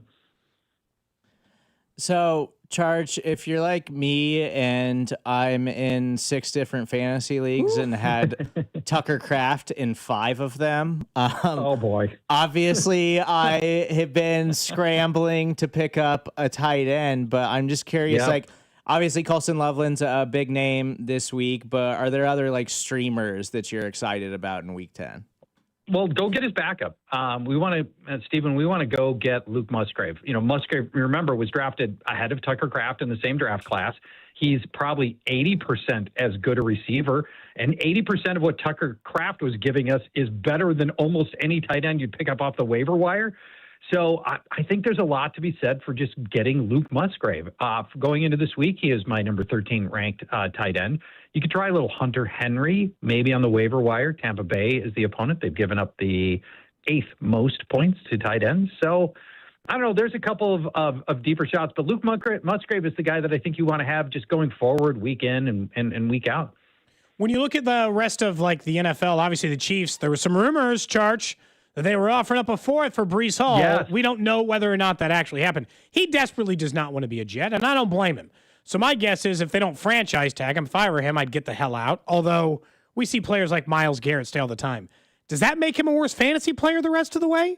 There's less on offense. Yeah. I just don't know. Like, he's not going to be the same player. Nah, you got to feel for Breece Hall. You're one of the maybe 10 best runners in the league, languishing during your 4-year career in New York, taking handoffs from Zach Wilson, Mike White, Trevor Siemian, Tim Boyle, Tyrod Taylor, Justin Fields. That is tough. So then the trade deadline gets here, and you're Breece Hall. You're at the end of your rookie deal, so you tell the Jets, just let me go. Go get your fourth rounder if that was the case, and I'll go to hopefully a contender like the Chiefs. Hopefully, it would have been better for everybody, but the Jets don't do it for some reason. They don't get the draft equity that they're going to want, that wish they had next April. And if you're Breece Hall, you got to be dejected knowing you have to play another half season with the Jets barreling their way to the top pick of the draft and knowing you're not going to be there in the future, or you shouldn't be there in the future. I'm worried the Jets, without Sauce Gardner, without Quinn Williams, are now going to be a terrible defense, and that's going to mean the running game is we're going to see a lot of passing. You're going to see the Jets behind by a lot, and they're not going to be running as much as they used to. And Breece Hall didn't catch as much as he should. 2.5 catches per game. So, and by the way, here comes Cleveland to make everything worse. You get the best run defense in the league this week for Breece Hall. So right now it all feels very, very negative. Sounds like he's like running back 40 or 50 on your list this week. I don't know where you got him, but it sounds like low. Yeah, well, yes, it is low. He is running back 25 for me this week. Wow, that's tough. Look, sometimes you got to start guys, I know. Yeah, bye week. I am curious how you're trying to navigate the Jacksonville Jaguars situation, because last week it was we were all excited about Travis Hunter, wide receiver 1 season, and then it's like, oh no, that lasted for a day and he's on IR, and now Brian Thomas is hurt. They still don't have Brenton Strange back, and the Jags offense as a whole has been pretty underwhelming this season. Yeah, it has. And this is like the worst possible landing spot, I feel like, for Jacoby Myers. If you go to Jacksonville, where it was already a complicated situation with all the receivers they've got there, Parker Washington, Diami Brown, Brian Thomas. And, Brian Thomas's story has been just ridiculous. He was so good in the second half of last year of his rookie year and so bad this year. So many drop passes, and now you add in Jacoby Myers, runs from the slot. That's where Travis Hunter had been running, and Hunter's going to miss another month of the season, but then Hunter's going to come back, and then we just got a mess. And I just, it's a bummer landing spot. There's about half of the league would have been better. Buffalo would have been a better landing spot. It's just, I disappointed it ended there. I had Jacoby Myers in a couple of leagues, and I was waiting to see where he landed. I just dropped him. Wow, just got rid of him altogether, huh? Yeah, it's time. I'd rather have a handcuff. Give me Tank Bigsby, and I've got the Eagles handcuff. I think there's just better spots with more upside on your roster than Jacoby Myers. Admittedly, I'm asking about this player for selfish reasons because, like Tucker Kraft, I have him in multiple leagues. What do we do about Bucky Irving? He hasn't practiced yet this week, but they're calling him questionable. Yeah. If they say he can play on Sunday, do I just throw him back in my starting lineup? Call it good? Because, for my case, it's like choosing between Bucky Irving and the recent emerging R.J. Harvey. In some of these deeper leagues, I don't have a better choice. So I want to get back to Bucky Irving, but do I need to wait a week, even if he plays? He might not play. I think, and I don't know that we don't know yet if Bucky Irving's going to go. I love Bucky Irving. I think he's one of the best running backs in the league on talent. Problem is, New England. This is quietly, for all the time, New England's one of the great stories of this year, along with the Colts. But what nobody's talking about is their amazing run defense. It's, everybody's talking about everything else that's gone right with the Patriots so far. Not this. No runner has topped 49 yards against the Patriots. No runner has scored on the ground or air against the Patriots since week 3. They've got the 3rd best run defense success rate. They've got the 4th best yards before contact. It is a great run defense. And so if Bucky's out there at less than 100%, I don't think this is the spot to start him, unfortunately. And we just got to, honestly, I hope they don't play him here so he's able to hit the ground running next week against, I don't know who they're playing next week, but it's got to be a lot better than New England. What about, I mentioned earlier, we look around the league, and I had mentioned that Aaron Rodgers was playing better than most 42-year-olds you would expect. He's been a surprisingly somewhat okay fantasy producer. What do we think about, I guess, him as a fantasy guy, and then why isn't that trickling down to the offense? Why isn't DK Metcalf better? Why aren't we getting more out of the Steelers' offense, I guess? Yeah, and the Metcalf thing is so peculiar, right? So here he is, your Metcalf. You are by far the alpha wide receiver on your team. Calvin Austin is the number 2, right? So, sure. He's so much the go-to guy. And here's Aaron Rodgers. We teased him all last year because all he did was pelt Davante Adams with targets over and over and over again. You're Garrett Wilson. You're one of the great receivers in the league. You can't even get a pass. Your direction, right? Rodgers just locked into his go-to guy, Davante Adams. This year, you would think DK Metcalf would be getting the Davante Adams treatment, but no. He's 39th in wide receiver targets. He's averaging 4 catches a game. That's it. And you always have to blame Arthur Smith first. If you can ever blame Arthur Smith for anything, you always take your chances to do that, and we're going to do it right here because what Arthur Smith has got Aaron Rodgers doing is sending a dozen targets to his tight ends for 4 yards a pop instead. And it's turned out to be functional for Aaron Rodgers, but it's turned DK Metcalf into, unfortunately, a touchdown-dependent fantasy player. All right, Charch, we appreciate the time. Even though it's a Chiefs bye week, we know fantasy football takes no byes. Never. That's right. We'll talk to you next week when hopefully we're either still alive in our guillotines or not alive. And I don't know, at least one of my teams, Charch, I've given up on, so I've started to trade for draft picks. It happens. And this is probably the right time to do it. I hear you.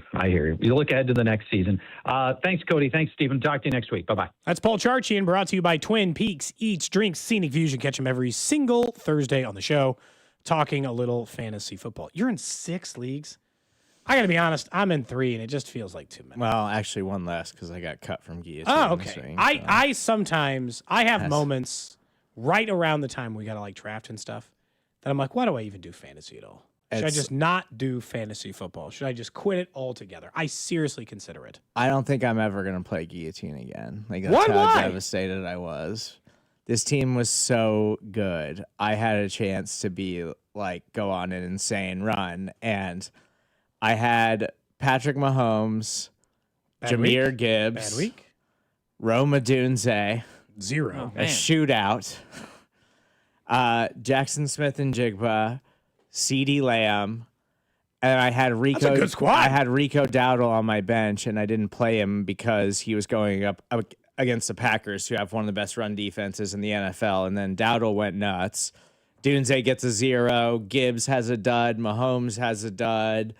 And CD has like an okay game, but it wasn't anything special. Like it just all fell apart, and it was just devastating. And my team was so good. I am still so upset about it.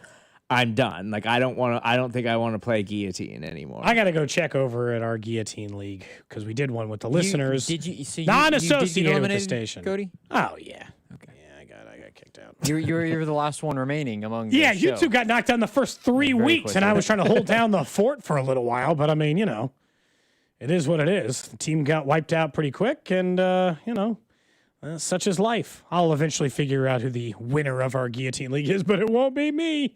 It won't be anyone on this station. Random question. Random question of the day brought to you by Kansas City Urology Care at KCUC. Remember, you see the best in KC. Visit kcurology.com today. Coming up in 10 minutes, we'll talk about Travis Kelce, where his stats are, as well as get you a little Professor Tap segment. Serda's actually been to my class before, so he's seen it in real life. It's true. He's had a chance to talk to the students a couple of times. So we'll get to that These in a few. aren't your normal ones, well. though. No. So that makes sense. Not like the things I actually teach in class, no. But for you, Serda, for you, Drew, on the text line 913-586-7965. Of course, you can hit us up on YouTube, Twitter, Twitch, and Facebook. We live stream the show 4 hours every single day over on those channels. Interact with you as well, so keep an eye out for us on that spot as well. The random question I have today is whether or not this would work on you. As in, when you were a kid, would this have worked as an appropriate deterrent? And would your parents have participated in this? A Mississippi school district has sent a letter out to parents and guardians implementing a new system in their school called reverse suspension. It is a punishment for students who have truancy or bad behavior. And this is how it works. You can buy down suspension. Let's say you get a 5-day suspension. In this case, you can buy down a 3 or a 5-day suspension. And instead, it is a 1-day suspension that your parent chooses, but they sit in class next to you the entire day. So you're a kid, you got 3-day suspension, or 1 day your parent has to sit by you at school the entire day, thus embarrassing you into shame. or whatever it would take in order to do it. Would that have worked on you as a kid?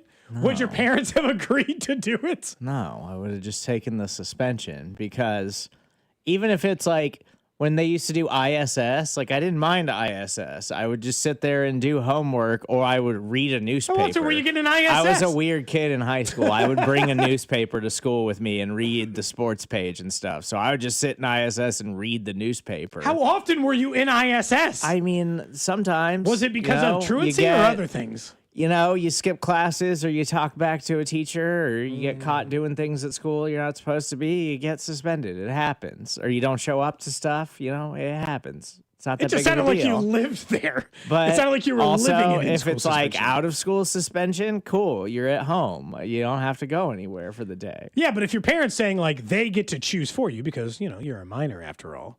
Would your mom have done that? Would she have gone I'm going to embarrass Steve today and I'm going to sit next to his ass the entire day until he learns? No, she was working. She didn't have time for that. Yeah, my parents, the working part would have been a real challenge. My parents absolutely would have taken the one. No, you're going to school you're not missing school multiple days. It'll be the one day and we're going to sit there or I'll sit there. My mom definitely would have been there the entire day. Would that have worked on you? I'll tell you right now, I'd have been properly embarrassed. If given the choice, I would take the 3-day suspension. Like I would just take the risk. I mean, if you're a kid, 3 days off of school, like please, I think so. I never was. I've been in trouble in school, but I was never suspended. Yeah, I never was suspended. I never had ISS. I'm not saying I never got in trouble. I think it was because I don't know. Maybe they just felt bad for me. Hard to say. Sports also were an impact regarding my behavior. If you got suspended, obviously you couldn't play. If you missed half a day, if you missed half of any day, you could not practice at all, period. Half of any day you couldn't practice? So if it's a Wednesday and I've got practice for basketball, if you missed half the day, you cannot, according to IHSAA rules, practice. From the text line from the 816, my dad worked at my high school. Having him in the building was usually all the deterrent that I needed. I have threatened to go sit in with my son in class before he knows I will do it. From the 785, my kids are too young to be embarrassed right now. They're old enough. I would 100% be willing to do that. From the 913, as a former principal, I can tell you that I would have in most cases ended up suspending the parent as well. I will say, it is not an uncommon thread for, not always, but problem child, problem parent are not unconnected at times. I imagine there are things. Again, I got in plenty of trouble as I a just kid. can't believe They just that never suspended I'm me. the one on the show that it was. They got suspended Was the most? getting suspended. Well, in school. we've covered my trouble. Drew's never gotten in trouble a day in his life, I imagine. Yeah. I've gotten in trouble many times, and other times I didn't get caught. The times that I thought I would have gotten suspended. Here's this. The time we made up an entire game with a duct tape ball and it ripped through a triple pane glass of window. I would have assumed maybe they would have dinged me on that one. They didn't. The time I wouldn't snitch on the person who stole the stone griffin statue, even though I saw who did it, I thought they might bang me on that one. The time the principal called me into his office and said, I know you have a master key to the school and a list of the other kids he knew also had it. I assumed I was getting suspended. Flex. I thought I was getting It's a suspended for flex. that one. He didn't suspend me for that one. They just didn't want to suspend me. It's not that I didn't do bad things on occasion. It's just, I guess they weren't after me like that. They were trying to get other people. Is a flex, I think, because you can be like, hey, I can get in the school right now and we can go play basketball in the gym or we can go do whatever we want to. And I think that's a little bit of a flex, actually. I had it for 2.5 years before they eventually Did you called really? me on it. Yeah. I had it from like middle of sophomore year till almost the end of senior year. And he Wow. said, I'm going to suspend you unless you can find every person on this list with that key. He was short. I turned in more than he had. It was like 9 keys. I turned in like 12. It's like, whatever you need, man. I used to hang out with friends like in a neighborhood that was right behind our school, and we would go to the school after hours and like do stuff we weren't supposed to. See, I didn't like like damage property. See, we didn't do and that. stuff. That's where we drew the line. We were smart with it. We didn't damage anything. We looked around. We took it, but I didn't.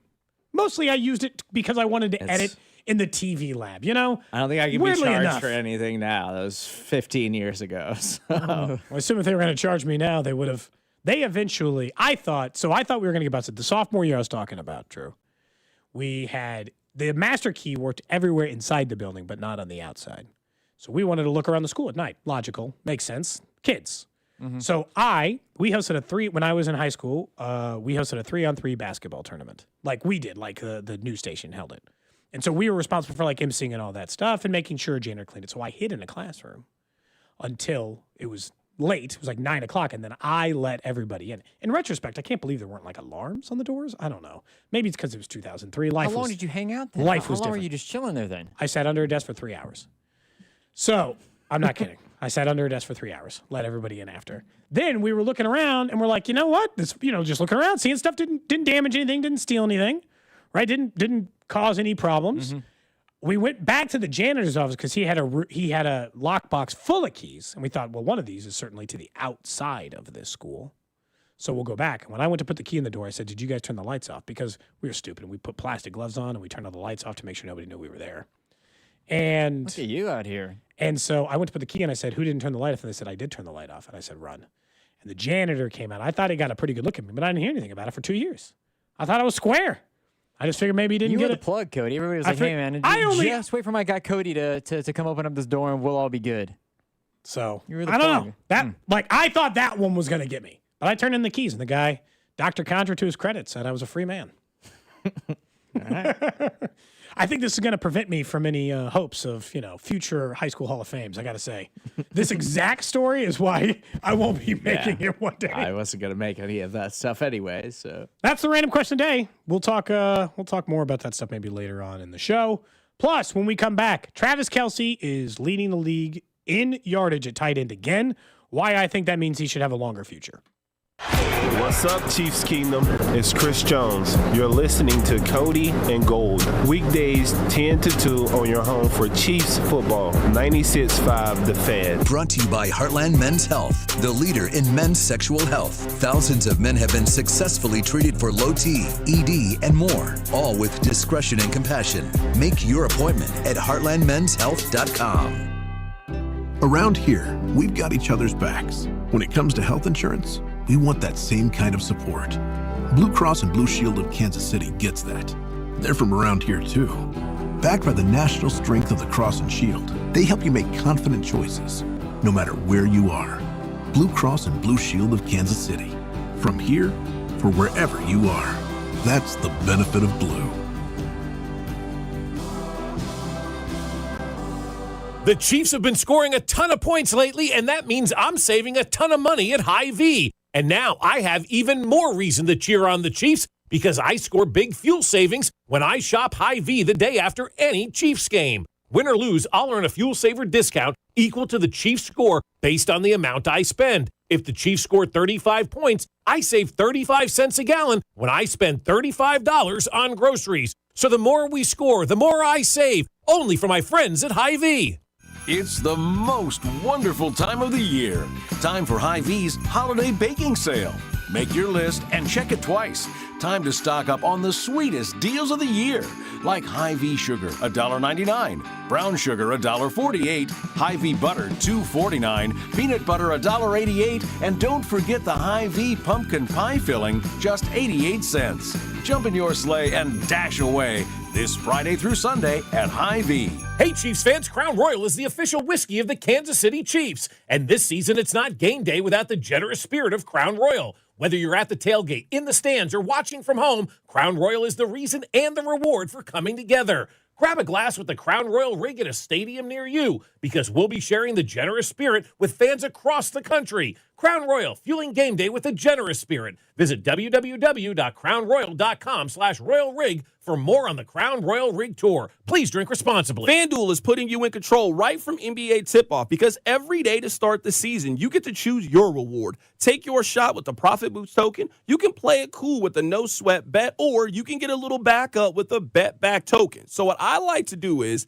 I like to pick 3 players that I think are going to score at least 20 points. It gives you something to cheer for. It gives you something to root for. So you can put a little bit of extra sauce on it with the Profit Boot token, or you can just play it easy. You can play it relaxed with that no sweat bet. Whatever your pick is, whatever your strategy is, get into the game and play it your way. Head to FanDuel.com/KFNZ to make it your choice. FanDuel is an official sportsbook of the NBA and also 96.5 The Fan. 21 and present in Kansas. Opt-in required. Rewards are non-withdrawable. Restrictions apply, including bonus and token expirations, league requirements, and max wager amount. See terms at sportsbook.fanduel.com. FanDuel is offering online sports wagering in Kansas under agreement with Kansas Star Casino, LLC. Gambling problem? Get out with your best bet. Call 1-800-522-4700. Visit kansasgamblinghelp.com. Oh, no. Ah, that's the sound of someone who's misplaced My debit card. their debit card. Where'd I leave that thing? Not at the gas pump, or the checkout counter, or the roof of your car. Now, if he has the Chase mobile app, he can use Card Lock. Wait, I could just lock my card. Yep, just a few tippy taps on his phone, and that sound? That's peace of mind from Chase. Chase mobile app is available for select mobile devices. Message and data rates may apply. JP Morgan Chase Bank N.A. member FDIC. What's that sound? That's the sound of Downy Unstoppable scent beads going into your washing machine and giving your clothes freshness that lasts all day long. There it is again. It's like music to your ears, or more like music to your nose. That freshness is irresistible. Let's get a Downy Unstoppables bottle shake. And now a sniff solo. Nice. With Downy Unstoppables, you just toss, wash, wow, for all-day freshness. Your favorite neighborhood spots run unsquare. You know the ones. Maybe it's the popular shop that just opened a new location by you, or the big sports bar that's always packed on game day. These places make the neighborhood, and the money spent there stays in your community. Square powers more than 4 million neighborhood businesses worldwide. To learn more, go to square.com, or just stop by your favorite local business. See you in the neighborhood. Square. So, your small business is outgrowing your garage. You could go online, find a space, and get catfished. Or you could work with an agent who's a realtor, here to guide and help protect you from the surprises you didn't see coming. Realtors are members of the National Association of Realtors, right by you. Find what you love and love what you find. A Total Wine and More. There's so much waiting for you. With the lowest prices for over 30 years, find what you love only at Total Wine & More. Drink responsibly, B21. Inside the Huddle is brought to you by Blue Cross and Blue Shield of Kansas City. Discover the benefit of blue. Be sure to follow us on Instagram at TheFan965 for behind-the-scenes videos like MVP Monday, Chiefs Take Tuesday, and Best Bets. This is your home for Kansas City sports. 96.5 The Fan, KFNZ, FM and AM, HD1 and HD2, Kansas City, an Odyssey sports station. Final hour here of Cody and Gold. 96.5 The Fan. Cody Tapp, Steven Serda with you. Drew Nixon on the other side of the glass. We both have gone back to jackets. I cranked the thing all the way down because it was like incredibly hot in here. I have now made it slightly chilly in the studio, which is better, right? We all agree? Yes. 100%. You can always put a sweater on. Always. Like, I would rather just be walking around in a jacket than be hot. Have you guys turned on the heat? Presumably? Yes, in my house. I had to. My house gets cold. Old Waldo house will do it? Yeah. It's not insulated very well. Earlier, you mentioned Florida. You know, one of the songs I once did was about going to Waldo when they were in the middle of all of that construction. Still are, probably. Never ends over there. And then, because a bar owner bought it in the Cody Gold garage sale. So, and I did it to Florida. That's why I mentioned the Florida part. Yes. Already, have you been over there recently? The roads are getting nicer finally. I know. But then the street racer. They already destroyed the mural. Lasted like 2 weeks. I know. It's really frustrating. And it took forever for that intersection at 75th and Warnell to actually be worked on. Like a year and a half or 2 years or something. And so, yes, I have been over there. I'll actually be in Waldo again on Saturday to visit some friends. Maybe I'll pop by your place, too. You going to be home? I don't know what I'm doing on Saturday. I think I will be at my girlfriend's house. Okay. I think we're making soup on Saturday. My God, that's the oldest sentence you've ever said. You've changed. You used to get in fights at school and get suspension, and the sentence you just said is super busy Saturday. I think I'm going to my girlfriend's to make soup. She lives in Prairie Village, so it's not too far away. But we had been talking about making soup, and I like to cook, and I was like, yeah, I'd love to make a soup this weekend. So I think we're making soup on Saturday. What kind of soup? I haven't decided. I might just make like a hearty chicken noodle. Okay. I haven't put that much thought into it, but I like chicken noodle soup with like the giant noodles and making it from scratch. So I think I might just do that. Or I might just make chili or something. I don't know. We'll see. Okay. which is just soup, essentially. They just don't call it that. It's Yeah. chunkier soup. Yeah, it's just chunky soup. It's the same general concept. Let's get back to the Chiefs. Coming up in 10 minutes, I'll get you Professor Tapp. I've got something to teach you today. Baseball. Something baseball to teach you, sir, even though you're not a baseball fan, because I think this is going to get you in. I specifically chose this lesson knowing that Steven Serda has professed a dislike generally for baseball, but that I have something I think will drag him in to the brethren. Drew, I believe you will like it as well, so we'll get to that in just a couple of minutes. Big hype. I better pay off. That tease better pay off, that's for sure. But Travis Kelce leads all NFL tight ends in yardage. More impressive, every tight end who is in the rest of the tight ends in the top 5 and 6 are all at least 11 full years younger than him. Tyler Warren's 23, Kraft, who just got hurt, is 24, McBride, 25, and Arondé Gadsden, who is 5th in the NFL in tight end receiving yardage, is just 22 years old. Travis Kelce's 36. I went into this season, I think you probably did too, because most of us did. This is Travis Kelce's last season. He's engaged to Taylor Swift. He's 36 years old. He didn't want to go out in a Super Bowl loss. He's coming back one time, riding out into the sunset. And while he never admitted he was going to retire, we all just assumed he was going to retire. That was what I assumed this entire time. Why would he? And honestly, to go further than that, he shouldn't. He leads the NFL in receiving yardage. He's 36 years old. Tony Gonzalez played till he's 38. Chiefs can go year to year on him with the contract. I don't think Travis Kelce should be done at the end of this year, barring an injury somewhere along the way the rest of the season. He should continue to play football. He is still one of the 5 best tight ends in the game. Brock Bowers would probably be my choice if you made me draft any tight end, who isn't on this list only because he was injured. But legitimately, why would he retire at the end of this season if he said he wanted to play until he couldn't play at a high level anymore? He's still the best tight end in football, according to yardage. I'm not saying he is, but he's right there. I think, obviously, he's still really, really good. And he's one of the greatest tight ends that we've ever seen, a generational player.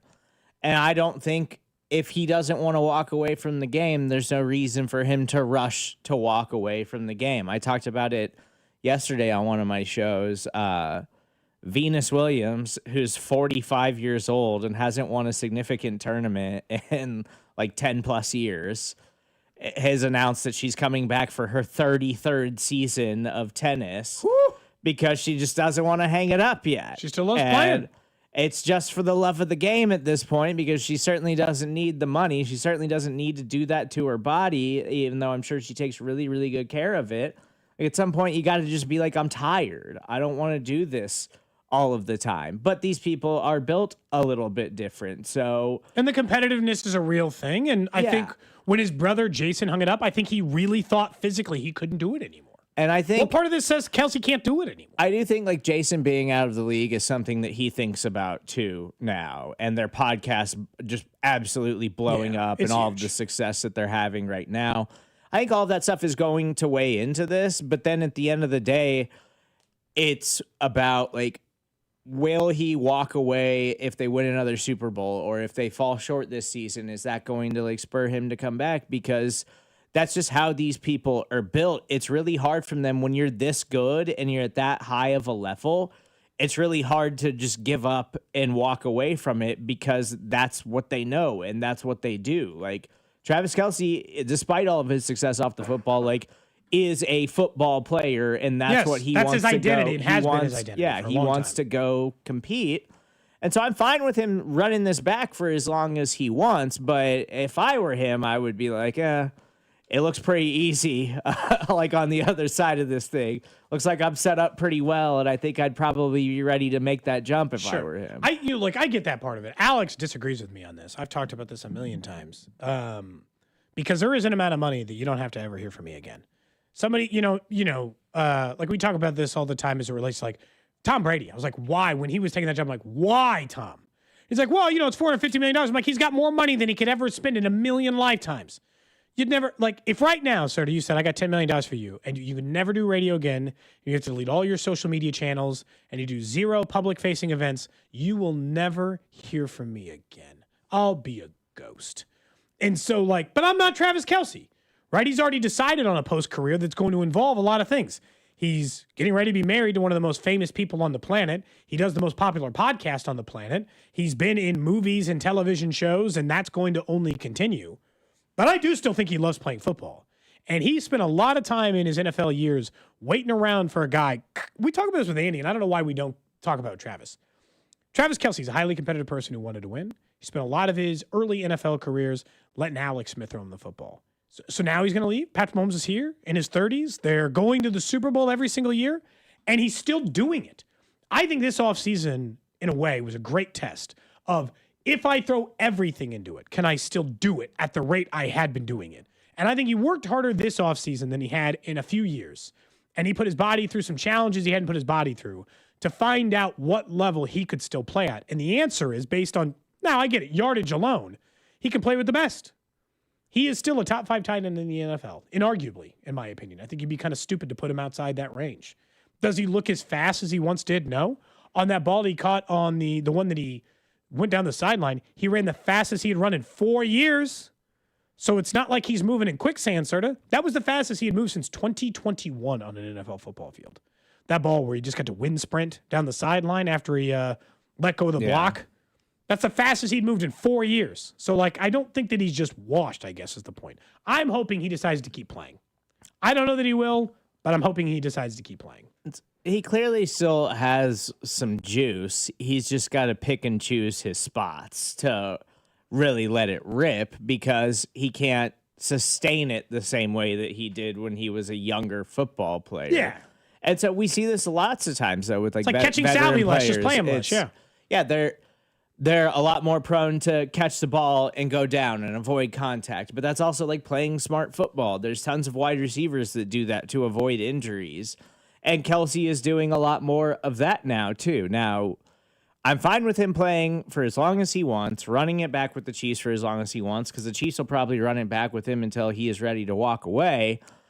But I just need him to hang on to the football because it's happened twice now this year where he's got a pretty devastating play in the game. And that's not to say that he hasn't done more than enough to make up for that over the years. But it's like if you're going to keep coming back and playing and not ride off into the sunset, then don't be a reason the team is also losing at the same time. I get that part. And look, I'm not saying he's not made mistakes. But for the most part, again, and someone says, it's his hands that are aging, not his legs. I mean, how it works. I feel like that's not usually the first part that goes. The hands? Yeah, maybe the mental acuity. Everybody knows the hands go first. Not the legs, the hips, the vertical, any of the stuff that comes with it. But I mean, legitimately, if I'm the Chiefs, every year he says he wants to be a member of the Kansas City Chiefs, and his number is not, I want $60 million a year, which is not going to be. Come on back, man. Because here's the truth. And this is what the only hope I have in maybe him coming back, Serda. Their contingency plan for the post-Travis Kelce life does not exist, or it's a bad one. If the plan is, we'll just turn the keys over to Noah Gray, look, he might be the 22nd, but he won't be the worst starting tight end in the NFL. Yeah. But he's not going to be anywhere near the top. And if you want one of those top-end tight ends, you're going to have to spend your first-round pick where you need to spend it on the defensive line or $1 million. Honestly, he'd be doing them a huge favor by sticking around another year because they don't have the post-Travis Kelce plan in place yet. They've not drafted his replacement. They've not worked hard or had the draft pick compensation or the free agency dollars or whatever in order. Look, Kyle Pitts is going to be a free agent. Maybe that's their post-Travis Kelce plan. I don't know. But right now, they don't have one in place.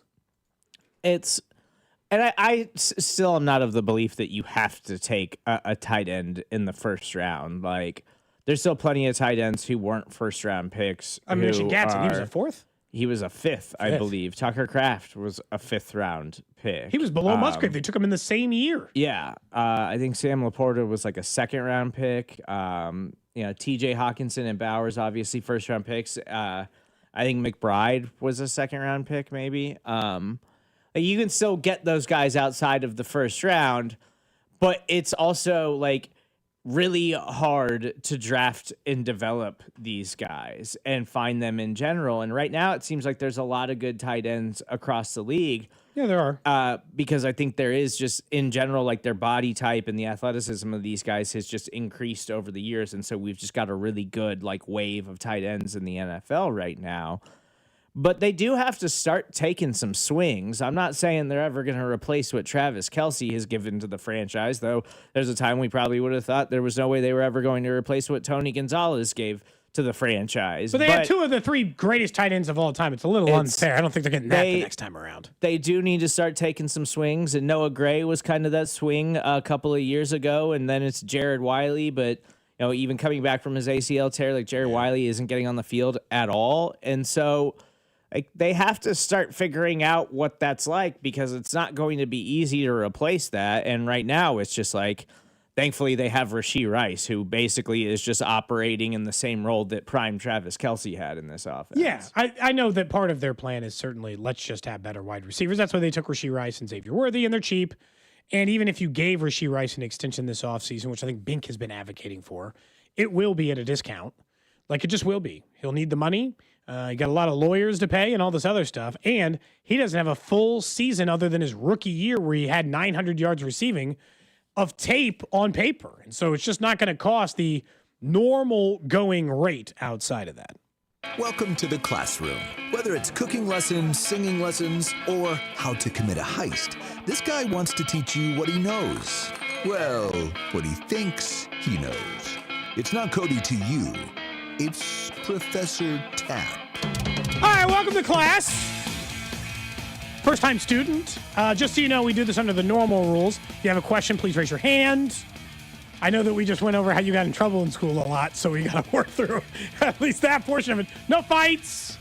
Drew, you understand how the classroom works? Yes. I planned this lesson around you specifically, Serda. Okay. Because I wanted you to be more into baseball, and I thought, if there's a player Steven Serda doesn't know about that would get him interested in baseball, it's dead ball era star Rube Waddell. There's a picture of him in case you're watching the video stream. Okay. He's an old-timey baseball player, so he looks like an old-timey baseball player. Looks like it. But hear me out, because today's lesson is just a history lesson. I'm going to teach you about the life of Rube Waddell so that you have an interesting historical figure that should be up there with the likes of every great historical figure. And I don't think we're taught enough about great historical figures like Rube. Rube was born in 1876, died in 1914, so did not live to be an old man by any means, but was elected to the National Baseball Hall of Fame. Why, you think you should know from him? Let me just give you a quick history. He played for 3 major league teams, the Louisville Cardinals, the Pittsburgh Pirates, and a team I didn't realize existed called the Chicago Orphans, which does seem like an interesting name to name a baseball team. Can we start there? The Chicago Orphans? Was that? I mean, that's a crazy name to name a team, isn't it? I would say so. I feel like back then, orphans were abundant. Yeah. Well, I mean, pretty much everyone died at a young age in 1876. So until penicillin came around, there were probably a few. But either way, the Chicago Orphans, one of the teams he played for. This is why I think need to know who Rube Waddell is, and why he might be one of the most interesting men. We talk about like Teddy Roosevelt, and he's going up hills, and he's leading the Rough Riders. I'm going to tell you right now, Rube Waddell is one of the most interesting people on the planet. He was known to be drunk most of the time. He had a severe alcohol problem. He was drunk most of the time, including when he was pitching. As a reminder, he was a Hall of Famer.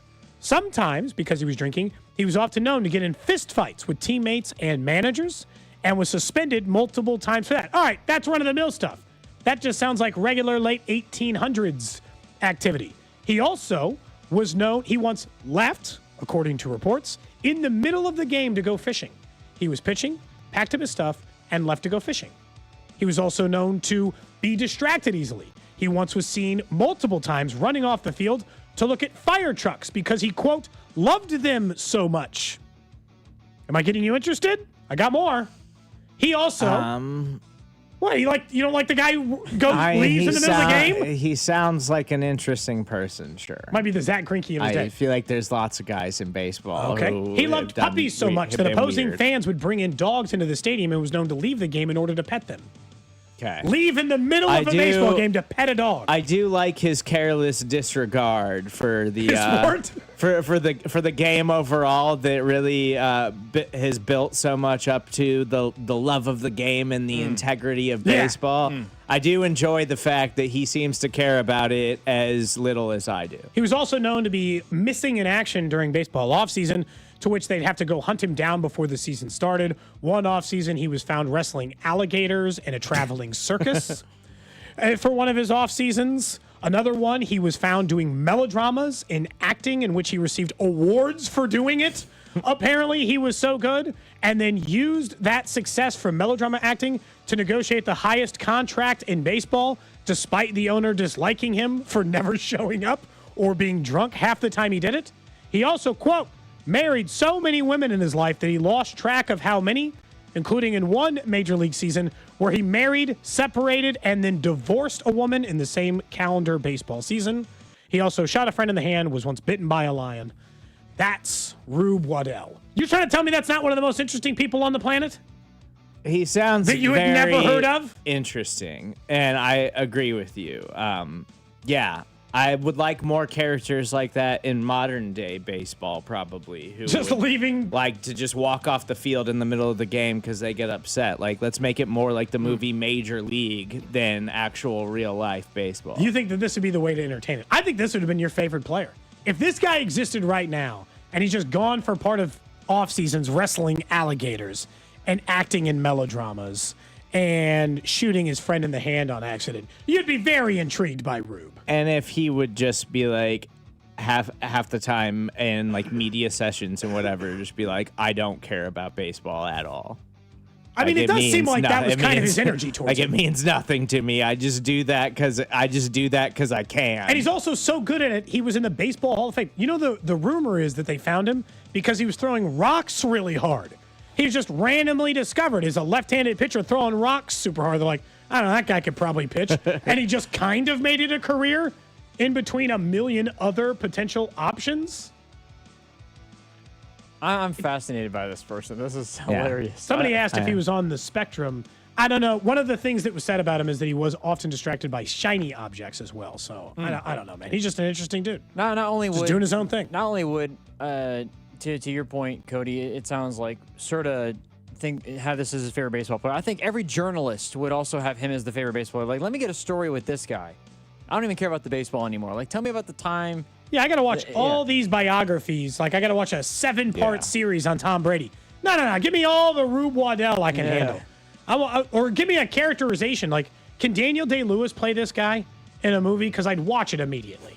If Daniel Day-Lewis played Rube Waddell in a movie, you're in. I think he's a little old at this point in his life. Fine. He also retired and then only came back to be in his kids' movie, right? Yes, correct. Was that movie good? Did you see it? I haven't seen it yet. I think it got okay reviews, though. So this guy was good enough to play baseball and get to the Hall of Fame. I think this is also a shot at all the other players who he played against. Like, this man would have rather fished, looked at fire trucks, pet puppies, wrestle alligators, than play a sport that he was better than you at. He also saved someone from drowning in an off season, by the way. Didn't even mention that.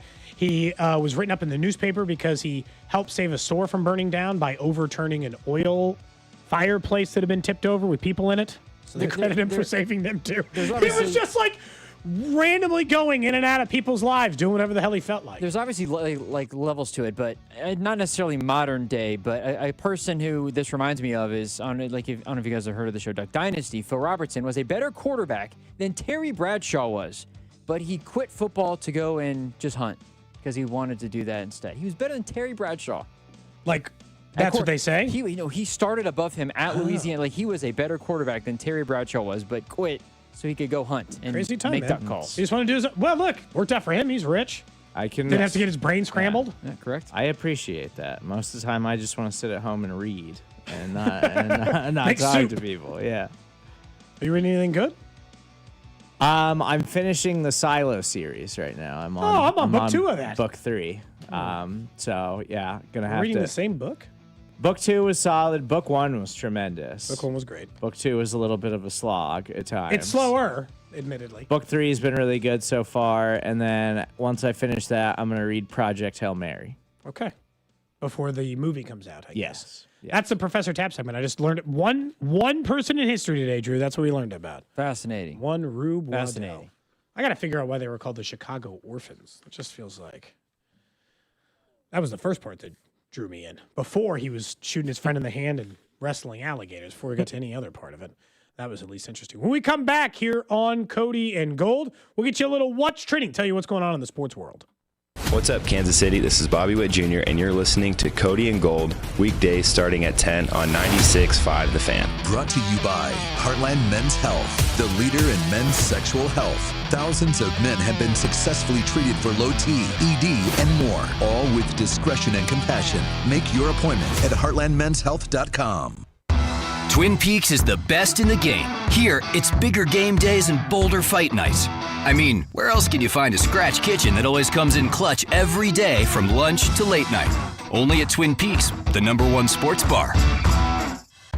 Twin Peaks is proud to offer an exclusive and extensive collection of some incredibly rare bourbons, whiskey, and tequilas. Plus, check out our barrel selections that are handcrafted by our team and bottled just for you. Supply is limited. Cheers!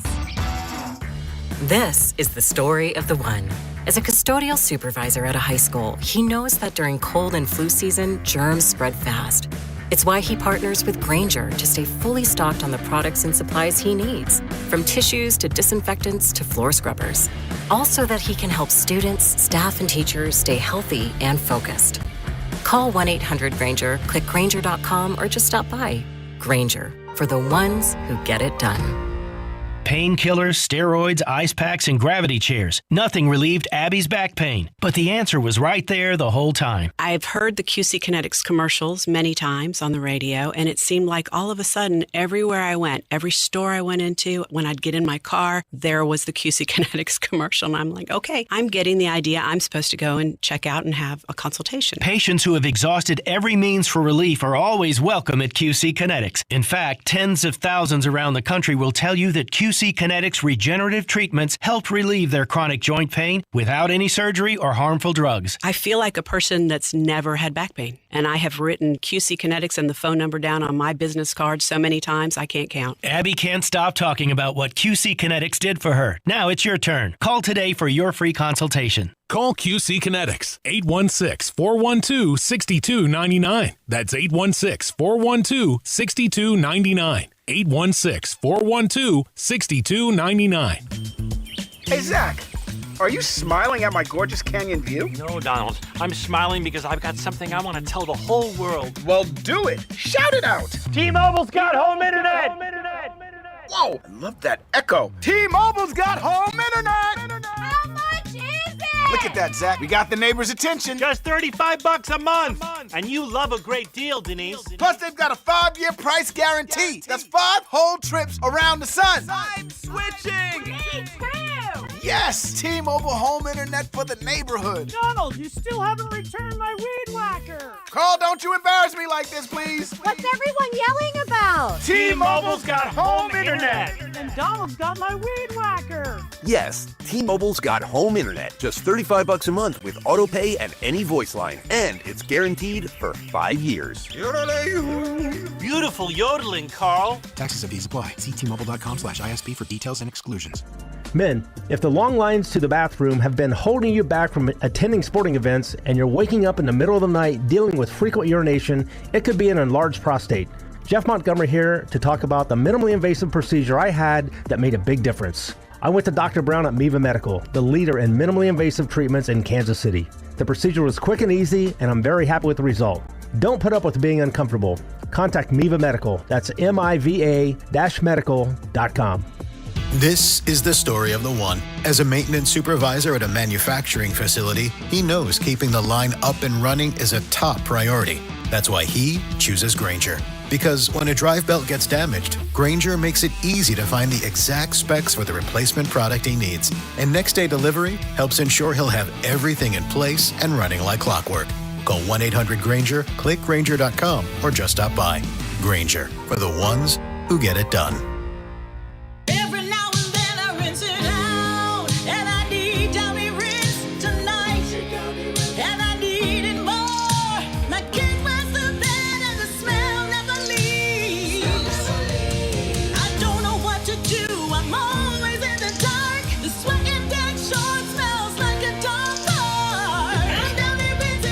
Downy Rinse fights stubborn odors in just one wash. When impossible odors get stuck in. Rinse it out. Well, good morning, kiddo.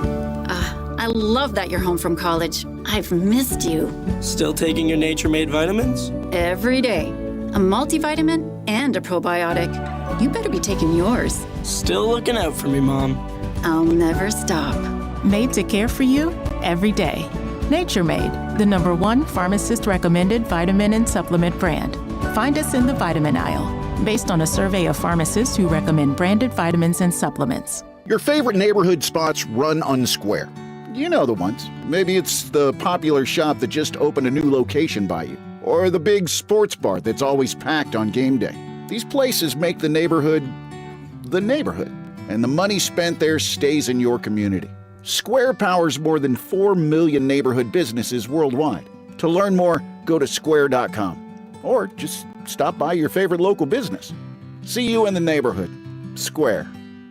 At Audion Hearing, our mission is simple: to make better hearing affordable for everyone. We're proud to offer high-quality, rechargeable hearing aids starting at just $98. Clear, comfortable, and ready to use right out of the box. And here's a study worth hearing. Research shows that wearing hearing aids can reduce your risk of dementia by up to 61%. Join over 1 million happy customers and hear the difference today by going to audionhearing.com. That's AUDIEN hearing.com. You're listening to 96.5 The Fan from the DM Injury Law Studios. Mike's got this. What's trending? God dang! Brought to you by Telly Tire and Auto Centers. Winning starts with a great drive. Since 1942, Telly's certified techs have delivered complete car care with top brand tires and expert auto service. Keep your drive going. Take it to Telly. Visit TellyTire.com today. #1 on What's Trending Thursday night football tonight. Broncos and Raiders taking each other on. Obviously, we're all rooting for the Raiders to pull the upset tonight. I'm still not thinking it's incredibly likely. You had pointed out, though, the Broncos have been great against tight ends, and they have been in some close games against what I think are some subpar teams a couple times this year. Maybe another one against the Raiders? Fingers crossed. They don't have Jacoby Myers anymore, so they do have less offensive weapons than before. I mean, they weren't using Jacoby Myers anyways. The Raiders just have one of the worst offensive lines in football. Yep, and the Broncos have one of the better defensive lines, so that seems like a bad match. I mean, Chip Kelly and Brock Bowers' first game back was just like, oh, Brock Bowers is our entire offense, so it'd be cool if they do more of that. Yeah, honestly, they knew it was going to Brock Bowers, and they still couldn't stop it, which is a pretty good sign that, it's a successful plan, I would say, at least on that end. A very, very good tight end with one of the worst receding hairlines I've ever seen. I don't know what that guy's doing. Shave it. It's got to get that figured out. Gotta go bald or go get plugs. Yeah. Your choice, man. ESPN Bet is apparently shutting down on December 1st after only 2 years of a 10-year deal with Penn Gaming. And it's because it's the absolute worst sports betting app around. So it's obviously not been a successful venture for them. It was Barstool's first and then ESPN Bet. I genuinely think some of this might have to do with how they were going to try to cover these gambling scandals like with Chauncey Billups and others and Terry Rozier and all this other stuff. How they were going to cover this and have a sports wagering app named after them. But it could just be that it was losing $1 billion last year, according to their books. Either way, it didn't work out. ESPN Bet will shut down December 1st and no longer exist. They'll go on more to the casino space, I believe, is Penn Gaming. Next up on What's Trending, the KC Current signed LaBonta to a contract extension that will have her stay with the club through the 2028 season. She's always been a very good player for Kansas City, well known for her celebrations on the pitch, and also was the oldest player to make their U.S. women's national team debut during the Olympics in a match this last time around. So she's a fan favorite. Happy to have her around. Very good for the KC Current. Also, if you love the Current and want to maybe have a chance to win the bobblehead they gave away this previous Sunday, go to 965thefan.com for your chance to win an exclusive limited edition KC Current bobblehead with star forward Temwa Shawinga, presented by H&R Block, celebrating 70 years of tax expertise with hometown roots in the soccer capital of America. That's over on our Instagram page. I believe we've got 10 of them, those bad boys, to give away, so you can enter for a chance to win those. They're very cool. It's the only bobblehead they've ever done. They got our hair dyed blue and everything. Really? Yeah. Yeah, they're sweet. Oh, that's cool. You got bobbleheads in your house? I still need to get to a KC Current game. I don't have any bobbleheads, though. But, I mean, I would take a bobblehead. I'm not like a bobblehead collector. Do you want Alex, I believe, still has his quarterfinal tickets available. Do you want Do you want to see if he's got him available for you for Sunday? I mean, maybe. I If might be down for that. if they're not going to sell, you know, Yeah. I mean, Chiefs bye week.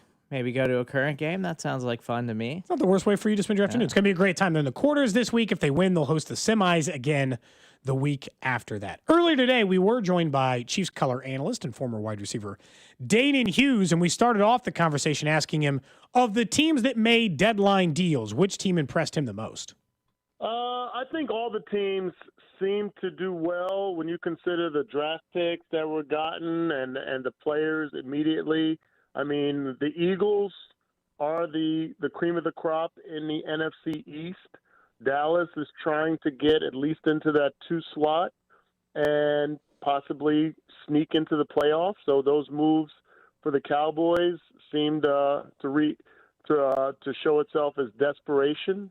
But I don't have a problem with that. If you are kind of middle of the pack and you're foreseeing your team and what could happen towards the end of the season and you want to push your chips in to make a strong run, and then as we know, anything can happen in the postseason as long as you get there. I don't have a problem with that. As far as the injury to Travis Hunter down in Jacksonville and being that he was what most people look at as a number 2 receiver down there, and to go get Jacoby Myers makes a lot of sense for the Jaguars, especially if you think that you'll have a chance to stay ahead of the Texans and maybe make some noise against the Colts. The Colts, I like that whole premise. I like the whole idea that they are going for it. With 2 losses on the season, the momentum that they've had, going and getting Sauce Gardner and saying, you know what, this was the last piece. We have what many people would say is the best DB. We have what many people say is the best running back.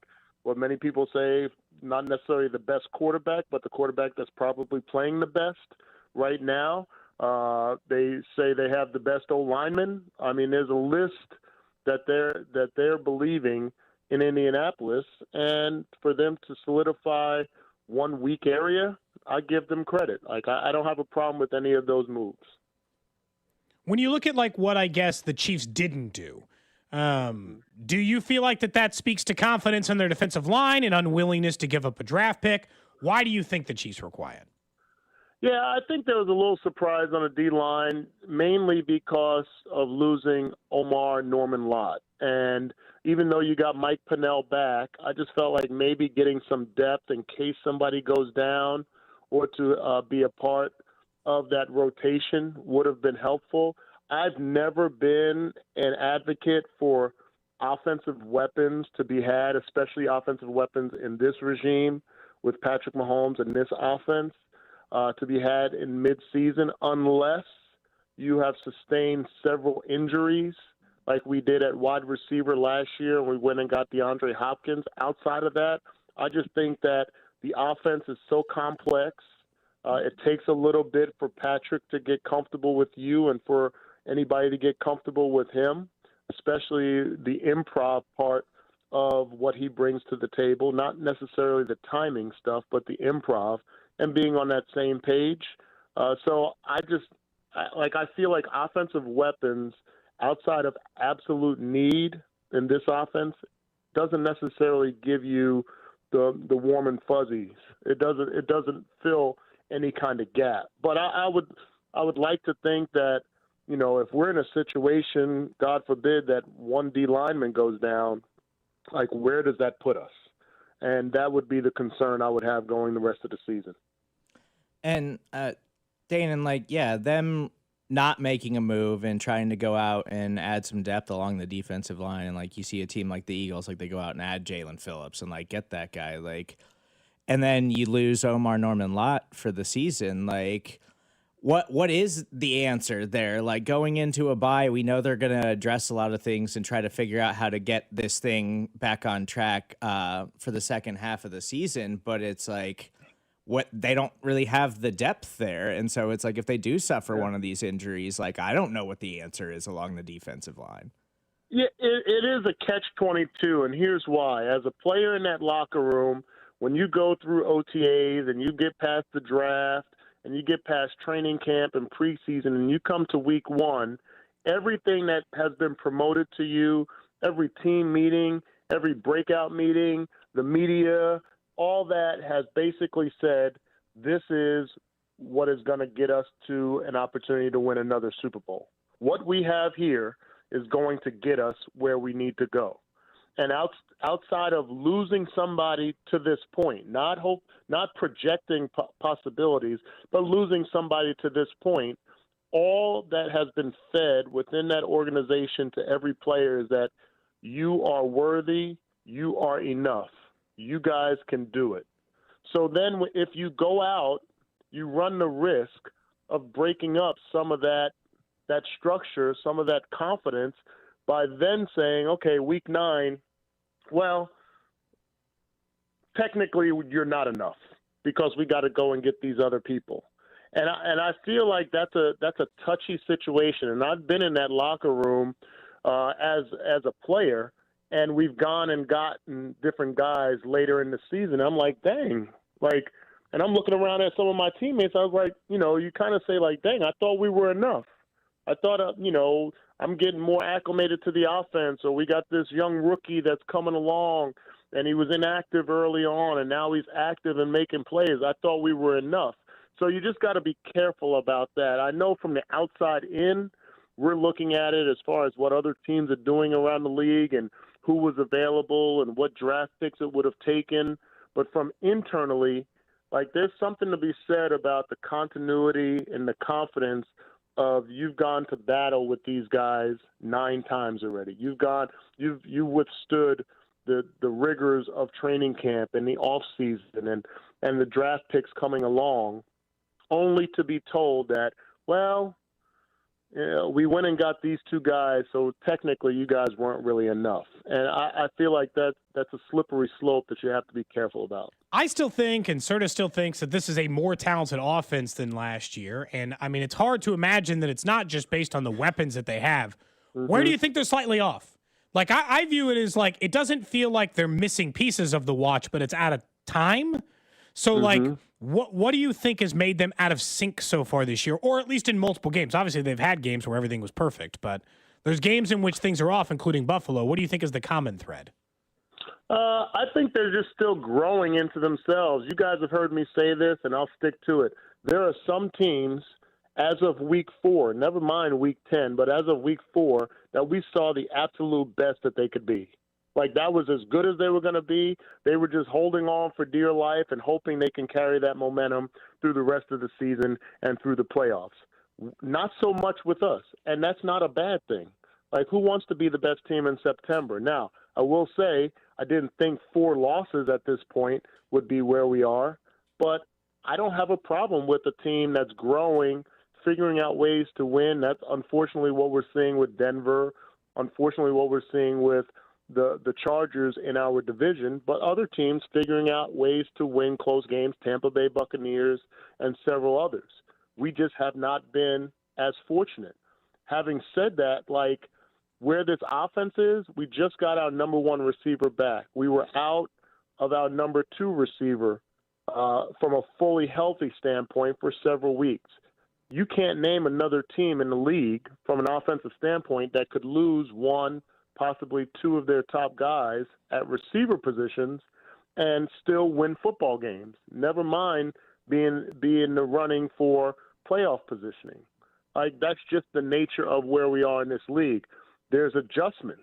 This bye week is about adjustments. It's about self-scouting.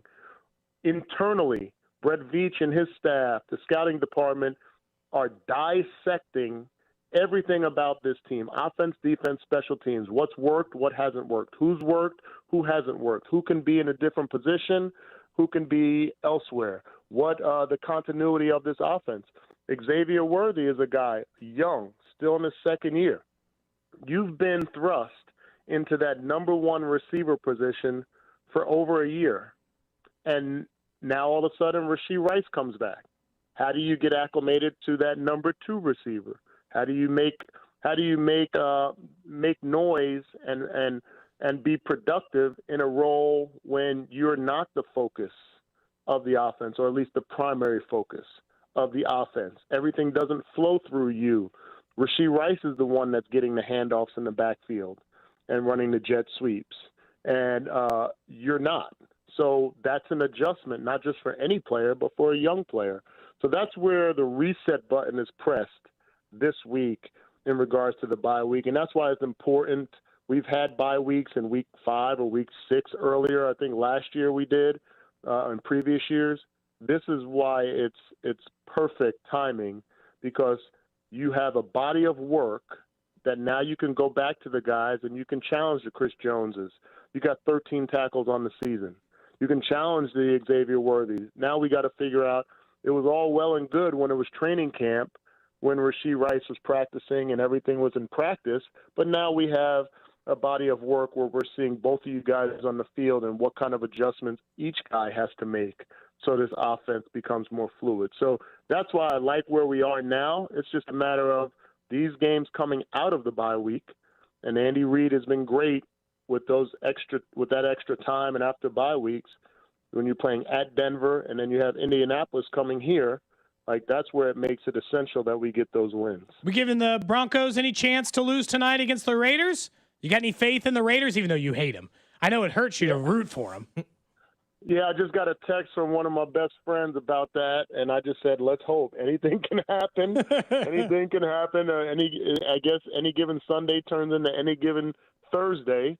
But, I've seen strange things happen. So we're just going to hope for the best. I don't know if there's many times in my life where I've cheered for the Raiders, but I guess I got to do that tonight. You could just watch with disdain, just be happy if they do win. You don't have to root for them in the game, I got to root for them. Like, I feel like the energy, they're going to need every bit of energy that anybody can give so they can give the Broncos another loss and bring us closer back to the top. So, yeah, I mean, my stomach might hurt afterwards. I might have to take some Maalox or something and some Tylenol, but I feel like it is my duty as a Chiefs fan to be cheering for the Raiders to beat the Donkeys.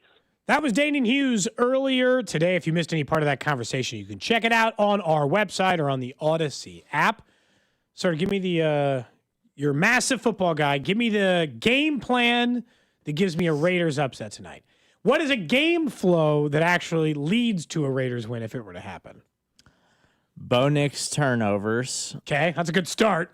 Brock Bowers goes off. Brock Bowers has another insane game because he's just a freak athlete and like one of the best tight ends we've ever seen already. And then maybe Ashton Genty actually like puts something together and has a good game, but that's probably not going to happen because I don't think this season is on Genty. That offensive line is just awful. He only has one game of more than 100 yards. Yeah.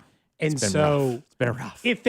But in fairness, for them to beat the Broncos, if he found some way to get 100, he broke off a 60-yarder, and that's part of the way he got there, right? Just one big long run where the offensive line does its job for a play, and Brock Bowers goes off. But it's going to take – this is the problem with when you're trying to predict upsets. Other than it's a Thursday night divisional game, can we admit that there's just a weirdness in the air that exists? Supermoon Thursday night football game between two divisional opponents that it could just get weird? Sometimes that happens in the NFL. So I stay away from Thursday games betting wise typically because they are weird. Like they're really hard to predict. Like the short schedule turnaround affects these teams a lot more than anybody ever really gives it enough credit for. Then the division matchup thing is a component to this. Like I don't know if that really matters that much for the Raiders because the players know the Broncos more than the coaching staff does. So maybe that plays into this stuff. But they're just weird. I avoid betting Thursday night football at all costs. And like, if I have a star in fantasy football or something, I'm going to play them, but I'm not like streaming guys on the off chance they're going to get a touchdown on Thursday night football. You're not randomly trying to pick up guys and that. No, because I'm not going to pick up and play Pat Bryant just because what about Trey it's Tucker? The Raiders. Who else they got to throw to, They can't throw to Brock Bowers 90% of the snaps, can they? Can they? I mean, they should. He's that much better than anyone else they have on the team. That's what the Bengals are doing with Jamar Chase. I feel like Bowers can be that target monster. Honestly, I can't. I'm impressed with Joe Flacco still doing it a little bit. That is the worst defense maybe in NFL history. He had his best career game. He had his career best game last week. He's definitely better than Jake 2 Brown. weeks ago. I don't know. He threw for 400 yards for the first time in his career at 40. Oh, that was last week. Three, yeah, whatever. he threw for like 430 or something or whatever it was. It's even funnier that Jamar Chase got upset and called out his defense for not getting a stop in that thing when part of the reason their defense is so bad is because they wanted to pay all those players on that side of the ball and not the defense. This is not revisionist history, and Drew, who is a Bengals fan, will defend me, and at least I said this. I said it is bad roster construction to only pay Jamar Chase and T. Higgins when you have defensive needs that desperately need to be addressed or offensive line players. You can't just sink all your costs in a wide receiver. My argument at the time was lots of quarterbacks are asked to do it with less at wide receiver and more in other areas. I just don't think it's like roster building to say, what if we give you all the wide receivers? Good luck. And then be surprised that the defense stinks. You did say that. I will say, though, that there are teams that have similar payouts towards wide receivers, notably the Eagles, who are finding success through the draft, where the Bengals, they drafted their first 3 picks this year were defense, defense, and defense, and they are all very bad. Are any of them starters? Shamar Stewart. They're all starting, actually, as a matter of fact. Shamar Stewart has less tackles than Jamar Chase does this season. Wait. Barrett Carter and Demetrius Knight are the 2 worst graded Pro Football Focus linebackers in the league this year, and they're starting over Logan Wilson, who obviously just got traded. The player, which is why Duke Tobin, the GM, should be gone. I think Zach Taylor deserves a little bit more credit for how good the offense has looked, obviously, with Joe Flacco and everything. But make a great offensive coordinator select next good year. defensive players to save their lives, as we've seen. It's really very, very bad. Rapid fire, Serda, since we shouldn't get you in studio very much. Which of these teams do you take serious? Colts. I'm taking the Colts pretty seriously. Okay, Denver. I do not take the Broncos seriously. I think I take their defense seriously. I think they're trying to cover up too much on the offensive side of the ball, though. Patriots? I'm taking them seriously. I don't think the Patriots are gonna shock anybody, but I think Drake May is for real. They're a young team. They're getting better. They've got a good coaching staff. They're getting way more out of that defense than they have any business getting out of that side of the ball. Still taking the Bills seriously, I assume? Yes, but I think their defense is